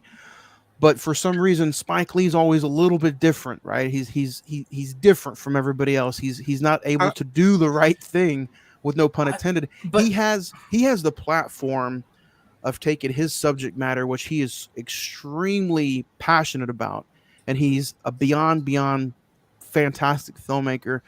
But instead of making a movie about queens and kings, or a Gotham Knight, he takes his platform and he makes a story of what was an issue in the 60s, what was an issue in the 80s, and guess what? Black Klansman 2019, an issue in 2019. And that's the thing. I'm not saying you're wrong, Johnny. I'm saying you could watch Do the Right Thing and compare it to Black Klansman or even the Defy Bloods. And thematically, they're the same exact film. They're dealing with the same issues. They're dealing with the same struggles. But sometimes you don't want to. Sometimes you don't want to hear that as an audience member. You just want to just watch like Inside Man, where it's just a bank robbery film. But I think there's still those problems in Inside Man. He got game. Same kind of issues. There's just a different subject matter surrounding the issues. Spike Lee's not going to sugarcoat it. It just said here, Malcolm X, $73 million. Do you think he cares how many people go and see his movie? He's making money off of it anyway. Yeah. His most important thing is to put his subject matter out there. So guess what? If you're not comfortable with watching The Five Bloods or Black Klansman, then go watch Downton Abbey, or go watch Marriage Story, because he's going to put out his movie. If you don't like it, guess what? You don't have to go see it. Go ahead, Craig. Go ahead. I don't want Johnny to go on a rant against me, and I don't want to sound. I get what Zach's saying, but at the same time, Johnny makes a valid point. What he shows in the film is what he feels is happening in that era, and he's a director. He's putting on film his beliefs on what's happening at that time, and for him to not do everything that he's doing would be a disservice to the people who trust in him to make the most accurate portrayal of the events in his mind. So whether you think it's too much or not enough, I think that puts on the subject of it getting talked about. And that could be another thing. He's doing something to bring attention to it, whether it's controversial or not. And I just think that's, for him to put everything on paper and then put it on film is Spike Lee. He's And not gonna, like Johnny said, he's not gonna sugarcoat it. and that's the thing, because like I feel like such a hypocrite right now. No, Like I feel like I'm just sitting here bitching about Spike Lee's message in the film, but I know when I'm watching a Spike Lee joint, I know what I'm gonna get. I know that there's a message he wants to bring to light, which even though sometimes it annoys me as a viewer, I appreciate what he's trying to do. yeah. So it's kind of like it's a 50-50 catch-22 thing. Yeah. And Shyrock City is a perfect example of that too. But again, like you said, Zach, you're going into a Spike Lee movie knowing what you're gonna get. Yep. So and he knows that. That's why he'll still put out whatever he wants. So Yeah. he does. He's not trying to. It's like Rob Zombie. Yeah, there you go. Unless you make a PG-13 monsters movie. Well, but I mean, like we're not going to get. I'm talking about Rob Zombie in general. He believes in the gore. He believes in the violence. He believes in that aspect of movie going and that aspect of the horror genre, and that's what he's going to put on film. And it may be disturbing to some, but guess what? That's Rob Zombie. And it's insane to me that I was about to say Samuel Jackson. Spike Lee has done all these movies, and he's only won one Academy Award, which was for Best Adapted Screenplay. He's never won for directing. He's never won for Best Picture. It's because he doesn't sugarcoat it. Yeah, I mean, and you're right. He doesn't sugarcoat it. He'll never make a movie to try to win an Oscar. He might get nominated, like Black Klansman, but guess what? He knew he wasn't going to win. So did he show up to the ceremony? No. Yeah, he did. He won. He was there. He jumped in Samuel Jackson's in his arms when he went up on stage. Oh, okay. But I think you're right. I think he doesn't care about the accolades. He doesn't care about the money. He doesn't care about the box office. He cares about telling what may be a very personal story to him and wanting to tell the message that comes along with it. So after the assassination of Malcolm X, you get which I thought it was, the narration, which I didn't know this, but Nelson Mandela, who you can see at the end of the movie, he was obligated not to say by any means necessary. His country was not allowing him. He felt like it was not right for him to say that. So that's where they edited and had real life Malcolm X say by any means necessary.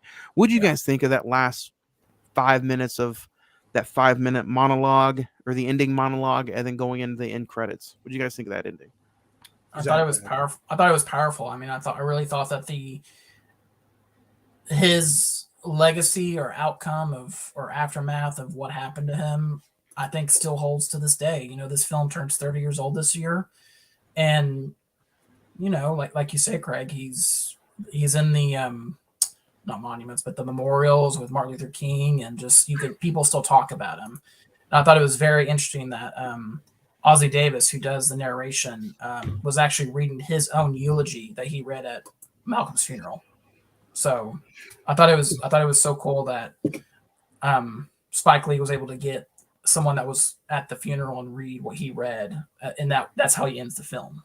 So, What about you, Craig? Again, like you, I just think just kind of wrapping up everything, and it's just the narration at the end of those kinds of movies where you're showing stuff on the screen, and you're kind of overlapping and talking about what was going on. I feel like those are the best ways to end biopics, because it kind of shows like, okay, the movie's done. We can cover a lot more in these final 5 minutes by narrating and talking over what's going on than to kind of have it play out. Because if you play it out, it's going to be another 20, 30 minutes. Yeah. We'll say 15, 20. But if you narrate it, it's like, this is what happened. This is what happened. This is what happened. And then we're done. Because kind of like in The Sandlot, I know it's kind of very weird, but it's like Joey went off to college. He went to the big leagues. He's married and had kids. He passed away. I don't think I've ever seen Malcolm X and The Sandlot in the same sentence. Probably never again. Only on the Solo Review podcast. But that's just it's a way to just wrap things up very rapidly because you've already told the story and you just want to get a few things out that cover a lot of areas. And that's what I think. That's what they did. Zach, you want to start off with the favorite scene? Probably. You know what? I'm going to do something I'm going to take something from each hour of the film. I enjoyed the kind of like his introduction as kind of like this, like hanging out in the criminal underbelly of New York with Delroy Lindo. I thought that was kind of a cool scene in his rise to gangster power, if you want to say. In hour 2, when he's kind of learning about when he's in jail and he's kind of learning about the Nation of Islam, and he's just so dedicated to his work. And when he actually meets Elijah Muhammad, there's just like tears flowing. I thought Denzel portrayed that excellently. And in the last scene, well, not the last scene, but in the final hour, and we can talk about this a little bit. I thought the way Spike Lee shot and wrote the assassination scene, I almost felt on the way to the theater, backstage, before he actually walks out on stage, I almost felt like there was a sense of he's preparing to die. Almost. He knew it was coming. Yeah, in a weird sense. So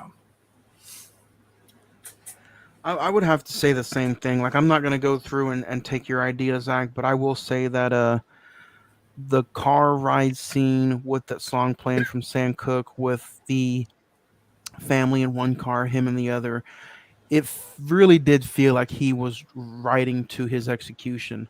Yeah. His little daughter dropping the toy, and one of the guys who shoots him picks it up and says, "Here, little sister," such a strong scene. And then that would probably be one of my scenes. That's just, it's dark, it's powerful. But I wanted to bring this up. I didn't bring it up, but I have it in my notes. In every hour, there was the scene where he had that look on his face. You heard gunshots, then it went on to the next scene. Did you guys notice that throughout the whole movie? You would just hear in the background the gunshots, and then he would have that blank stare on his face. For an example, him and Shorty were playing in the park, playing cops and robbers. Yeah. Yes. Malcolm got shot and he laid down. He had that blank look on his face, and then you heard the gunshots in the background. It kept playing throughout the whole movie, and it was just like, I thought I was just hearing stuff.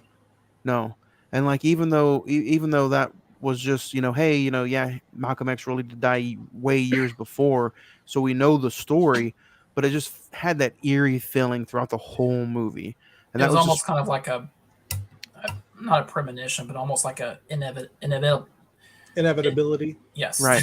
Even the way he was playing with, even the way he was using or playing with a gun throughout the film, it's like he knew that his death was going to be by gunshot. All right. I just want to talk about whenever he falls down and the camera's looking up at him and he's on the grass.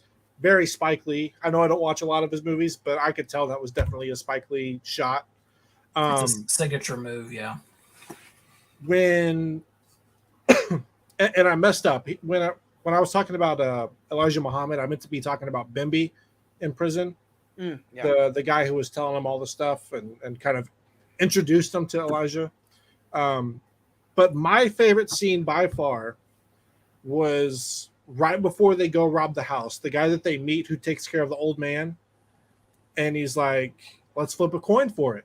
And he puts one bullet in the gun, and he's like, "Yeah, I'll go first." And he gives it to him. He's like, "Oh, you don't want to do it? I'll go again." I was like, Denzel, like that scene right there, by far was like the best scene in the movie for me, and I can't believe I forgot about it until now. But yeah, when he did that, I was just like, and I like how it showed his dedication to like, no, you're either in this or you're out. What do you want to do? That probably should. I thought that would probably win him the Oscar, that scene right there. Yeah, but then he pulled the trigger on his nose and he's like, "Hold on, I did too. You get two." He's like, "You got it, man. You got it." Yeah, that was that scene when I saw it, I was just like, that's Denzel at its core. Like that's the reason Denzel is Denzel, and so that's my favorite scene. I'm just gonna leave it at that. That's a good scene. That's a good bring up. And you know what? Yeah, Zach, you're right. Like that would have been, should have been his Oscar moment.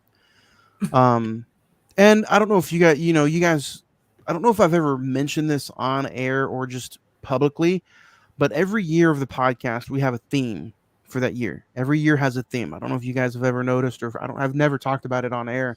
But every year has a theme. This year's theme is Denzel. We're finishing up, uh, with a top 5 plus 5 in December. We started in January with the tragedy of Macbeth. So this year's theme has been Denzel. And whether it's this week, we're dedicating a whole week to Denzel starting today and Thursday.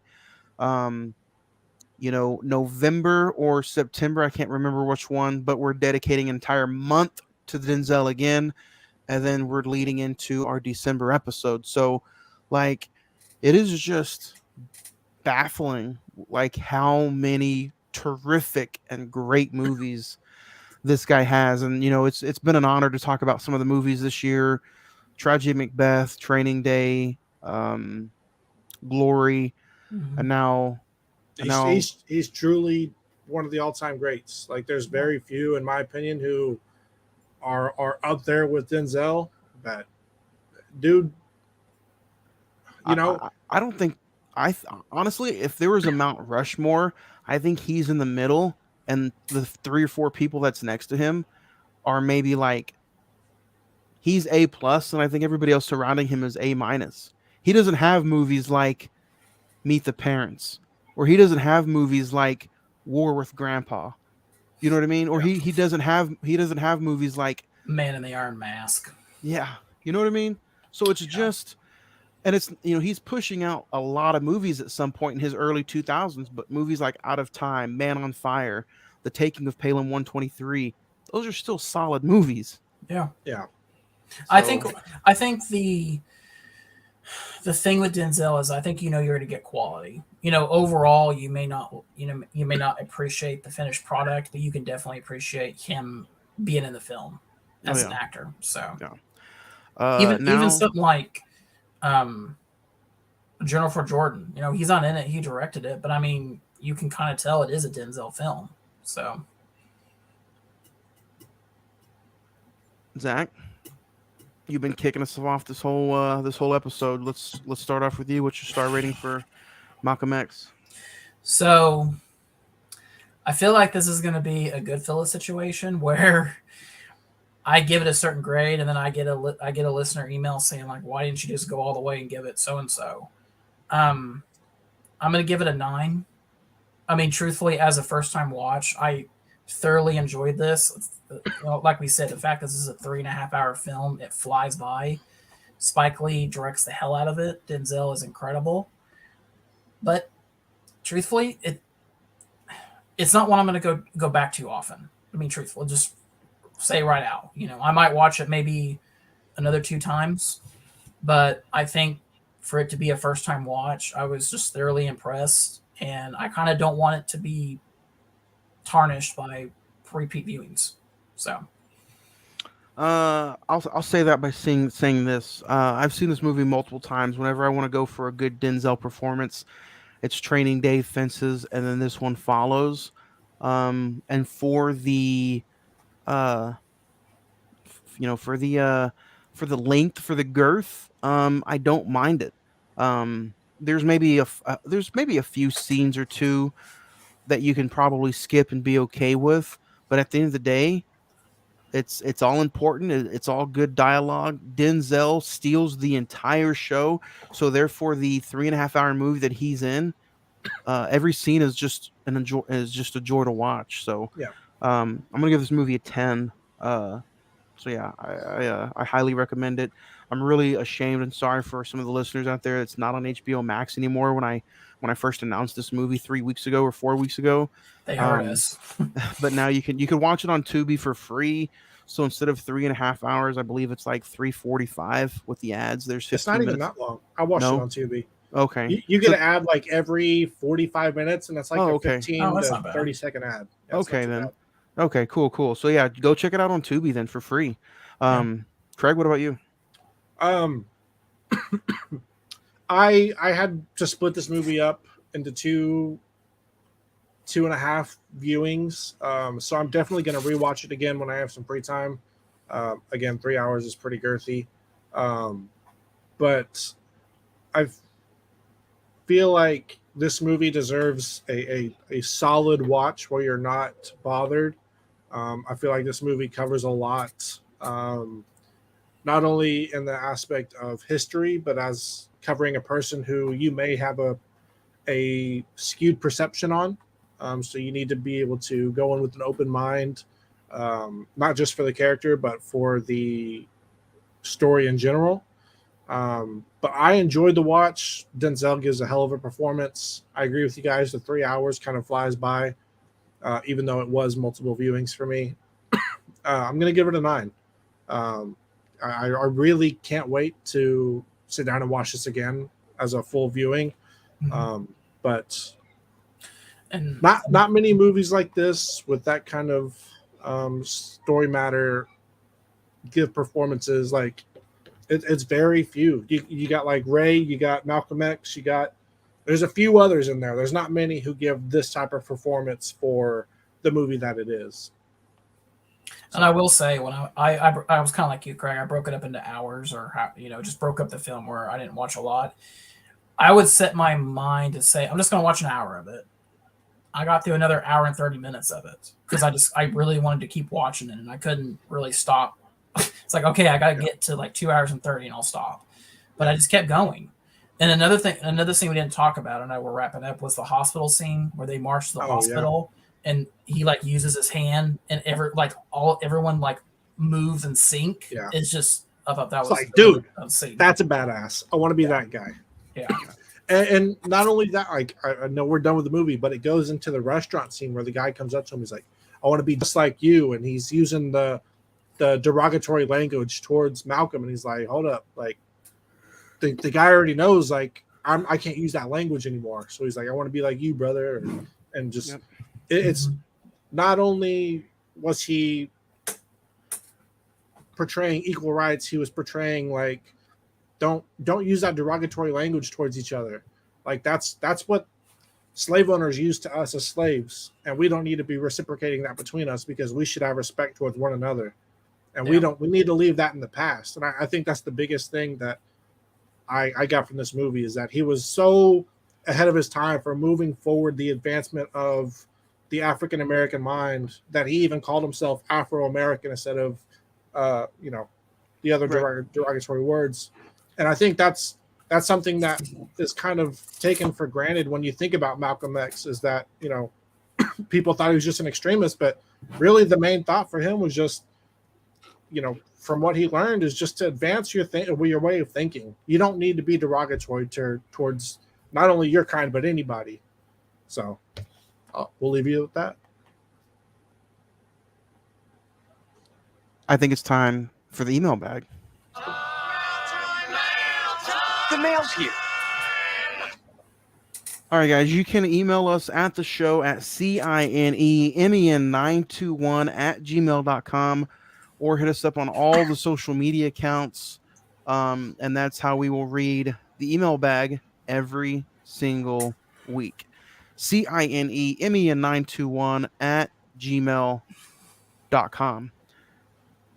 Barry says Malcolm X was an enjoyable film. The 3 hours kind of flew by, honestly. First time watch, and I was not disappointed. 10 stars. Phyllis says Thor was kind of ass, honestly. Phase 4 is a disappointing set of films. By far the worst phase in the MCU. Thor gets a 5. I want to talk about that a little bit. So a lot of people are talking about, kind of going back to, like they had mentioned Shang-Chi. They were like, a lot of the early parts of Shang-Chi were already filmed. So it allowed people to kind of do the CGI on their own time and spend more time on it. And Shang-Chi had some really good CGI. Like the train scene was really good. There was some other stuff that was really good. But then you start going forward and it's like, Black Widow didn't have the best CGI. These TV shows aren't having the best CGI, and there's even talks of the workers talking about how Marvel's putting them, like, they don't give them enough time to do the CGI. They're putting them through immense amount of hours throughout the day to do it. Marvel's worried about quantity instead of quality. Quantity and quality, yeah. They were just talking about that. I was about to say, did anyone finish Miss Marvel on Disney Plus? I skipped to the end and I watched the end, but I've had a few people tell me to finish the series to watch it, but like it's ass-tastic. I'm really agreeing with the people this time. Like, they're putting out quantity instead of quality, whereas the first Phase 3 movies, first 1 through 3, they had their time. They were given proper amount of time to do the CGI. And it also doesn't help any that, like Craig, like you said, these guys were working on it from home, probably because of COVID. But again, there's nothing wrong with altering what you want to do just to get a better quality product out. Well, there's a quote out there. I don't know the exact wording of it, but it's like, it's better to do it right the first time, or like something like that. It's like, do it right the first time instead of like doing something half-assed. My third grade teacher used to tell me that all the time. Yeah, like do it to the full extent that you want it to be done. Don't just half-ass everything. Otherwise, everything's going to be half-assed instead of a few good things. David says my top 5 Will Smith movies are in this order: 5 Hancock, 4 Enemy of the State, 3 Bad Boys, 2 King Richard, and number 1 Ali. Veronica says Malcolm X, even though it's graphic, I'm so glad I have permission to show it in my high school film classes. There you go. This is an excellent filmmaking. This is an excellent art of filmmaking. 10 stars for me. I guess goes back to your original question, Johnny, of do they still teach that in school? And I guess this was film class. Class. Who sent that in? Veronica. Hey, Veronica, if you don't mind, do you mind letting us know what state you teach in? Because I'm kind of curious, like what state's allowing, certain things to do that. Yeah. But I wonder if that's also a different thing. Like that, maybe that's another thing she can add into the email. Like, is there different criterion that she has to use being a film class compared to maybe history? Right. Because you're not showing it for the history. Right. It for the way it's shot and the way it's, Exactly. Henry says, loved Malcolm X originally, but on this third rewatch, I still enjoyed it, but it got different vibes after I've seen One Night in Miami. Still enjoyable movie, 8 stars. I just believe that One Night in Miami's Malcolm X felt more like the real thing. I don't know if you guys have seen. On next week's episode. Yeah. Nope is being canceled. No. So 8 from Henry. Coco Chris says couldn't find Malcolm X anywhere streaming, so I found it at my local video store for $6 on Blu-ray. First time watch, dope flick, 9 stars. I like that.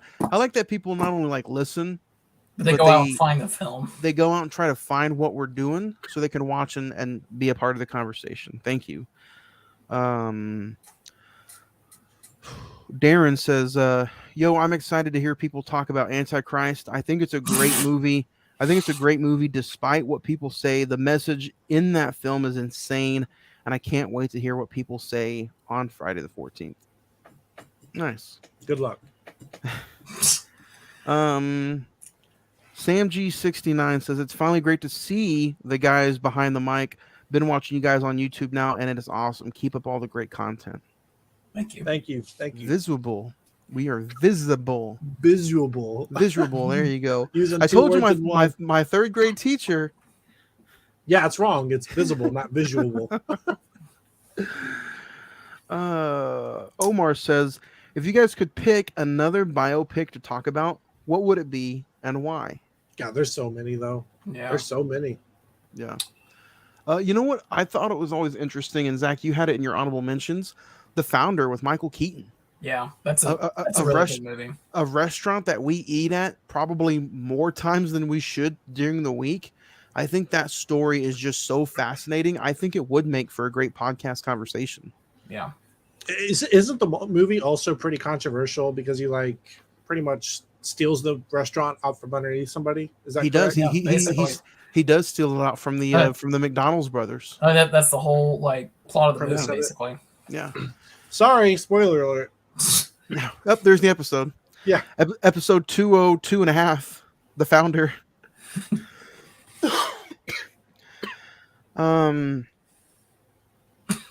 Where was I? Sarah 97 says Malcolm X is such a good film. It's like my 15th time watching it. 10 stars. Wow. Felicia says my top 5 movies of 2022 so far are in this order: number 5, X; number 4, Top Gun; number 3, Men; number 2, The Northman; number 1, Cha Cha Real Smooth. Nice. Is the movie really that good, Zach? I really like it. So I mean, I know I know it hasn't got a good audience score. Like I think the ending's going to piss some people off, but to me, what is it? Just watch it. Just watch it. I'll let you watch it. Where's it at? Apple TV. Apple TV. Is it a movie that's based off of the Cha Cha Real Slow? Sure, if that's what you want to say. Oh, Take it back now, y'all. Dakota, yeah, Dakota, can you do that again, Craig, for the camera this one time? That was your one time. I'm gonna go back and edit that now. Deleted scene. Deleted scene. Jeffrey says I'm gonna have to give Rain of Fire a 5. It's kind of lame, but it feels so useless. I don't know why. I don't know if I'd ever watch it again. 5 stars.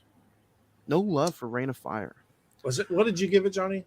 What did I give it, Zach? A 7. Yeah, 7. I gave it a a 7. Yeah. Was it bad or was it? That was right. Johnny. That was your first time watch. Yeah, that was my first time watch. I enjoyed it. I thought it was the episode was only 45 minutes, so it was a really fun, short and sweet conversation. I like how they used the dragons to make the apocalypse happen on Earth. Yeah. You've seen it, Craig, right? Yeah, it's been a while. I wanted to watch it and get on with you guys, but yeah, and it's on Hulu if anybody needs to check it out.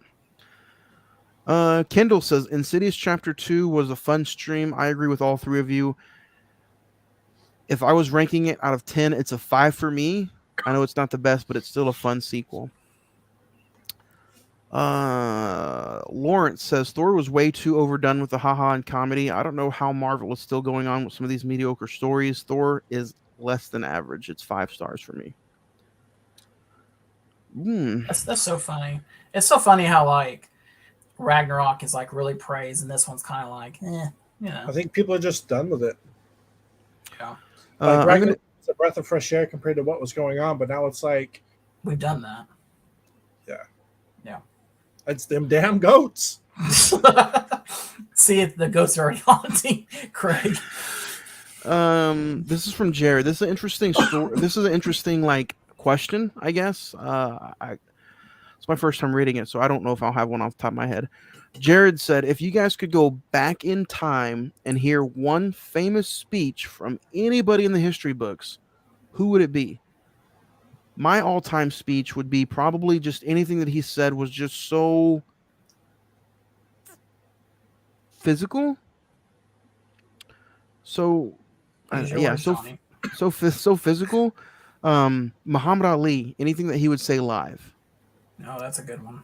So, if you guys could think of anybody like a historical figure, or just maybe somebody even famous, or I mean, I don't know. Yeah, it didn't say if they had to be like dead.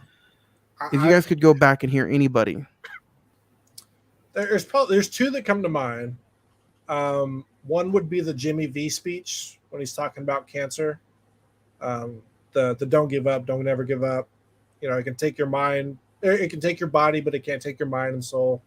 And then the Lambeau speech. Lambeau did a speech going back in football, and I think was that from Rambo First Blood or Rambo? What did I say? Did I say Rambo? You said Lambeau. Oh, he said Lambeau. Okay. Vince Lombardi. Oh, okay. Sorry. Are you no. Rambo, John? I just had Stallone on the mind. Hey yo, this is the way we. No. Hold on. Go ahead, Zach, if you can think of one. I probably have 2. Probably I think it'd be very powerful to see the "I Have a Dream" speech from Martin Luther King on the steps of Lincoln Memorial, and then actually kind of going with Lincoln, his speech that he did at the Emancipation Proclamation that he did at Gettysburg, or I think it was Gettysburg. Just kind of the forefront he was trying to do to abolish slavery. So I think that'd be kind of interesting. You guys did inspirational society moving forward, and I'm doing sports. I know it counts. Well, I didn't go with mine. What's yours? I would want to hear. Once they release Blu-ray. I would want to hear Adam Sandler do the Turkey song live. That's not a speech. Oh, I mean, turkey for you, or turkey for me. He talks about turkey. No, honestly, if I had to hear a speech, it would be man. There's so many great ones out there. Off the top of my head, honestly, one that just sticks out: Denzel's fall forward speech. I would love to have heard that live and take a picture of that. Matthew McConaughey's Oscar-winning speech, where he's like, "Hey, this guy asked me 5 years ago, who's your hero?" And he's like, "I don't know. Asked me in 5 years." That speech right there. If you guys have not seen it, that is motivation to keep you going forward too. So those two speeches for me would probably be something that I'd want to go back and watch live. Just not live on TV. No, you can go on YouTube and watch that. Yeah, not live on TV. Just I would like to hear that in person. Just sitting there hearing Hitler go 999. Oh no! You guys just turned dark. You guys can send hate mail to Craig right there. I'm just no hate mail. It's all love over here. None but love, like Will Smith says. He is the most controversial and evil person in the world. Like Dr. Evil? No, to see one of those speeches and just like, not saying it would be good, but like that would be like damn, that's an evil dude up there. Like to be there in the presence of that though, like I'd be afraid. Exactly. Like you talk about powerful, like that's 999, like it'd be crazy. But we said Denzel week kicked off today, so this Thursday, July 21st, me mum's birthday, we're going to be talking about John Q, Denzel Washington, Robert Duvall, James Woods, Anne Hetchett, Kimberly Elsh, whatever, the skinny chick from I Know What You Did Last Summer, and Ray Liotta. Yeah. So Zach, is this a first time watch for you when we talk about it, or have you seen it before? I've seen it before, so like I said, I rewatched it this past week, and it'll be a fun conversation.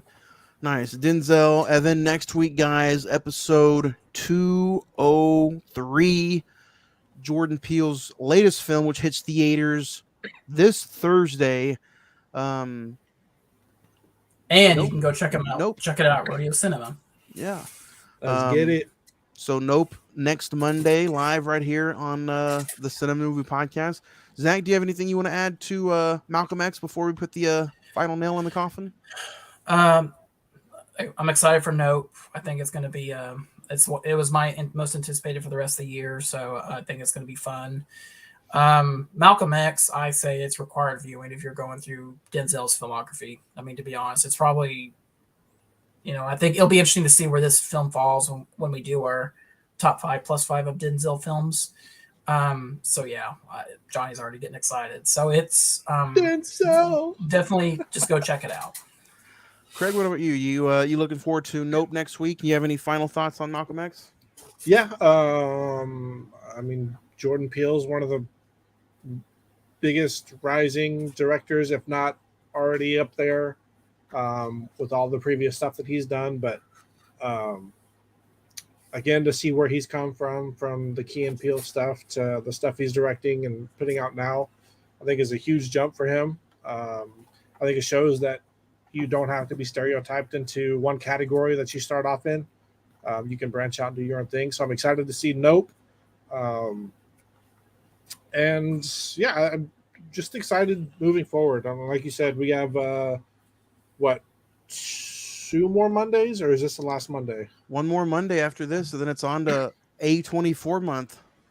So excited for that. I was looking through the filmography of A24 and trying to figure out what to watch, which is why I stumbled on X. So we got the bonus episodes almost figured out. So I'm not gonna go off on the bonus episodes, guys. But before we get out of here, the month of August for our Mondays is jam packed with brand new movies. August the 1st, Everywhere, Everything, All at Once.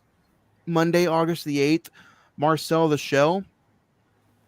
Pete Davidson's new movie, Monday, August the 15th, Bodies, Bodies, Bodies. August the 22nd, Men. And then August 29th, we end A24 month with X, but we start spooky season with X. So I think it's just going to be. And those are all new 2022 A24 movies. Yeah. So I'm excited. I think it's going to be fun. So spooky season starts in September? Yeah. So we get 2 months of spooky? 2 September months. and October. We're going back to old school Cine-Men movie podcast days. So it's going to be fun. I can't wait. Next Monday, guys. Nope. Jordan Peele. That's Zach. That was Craig. I'm Juan. We talked about Malcolm X. We'll see you next Monday right here on the Cine-Men Movie Podcast. Later.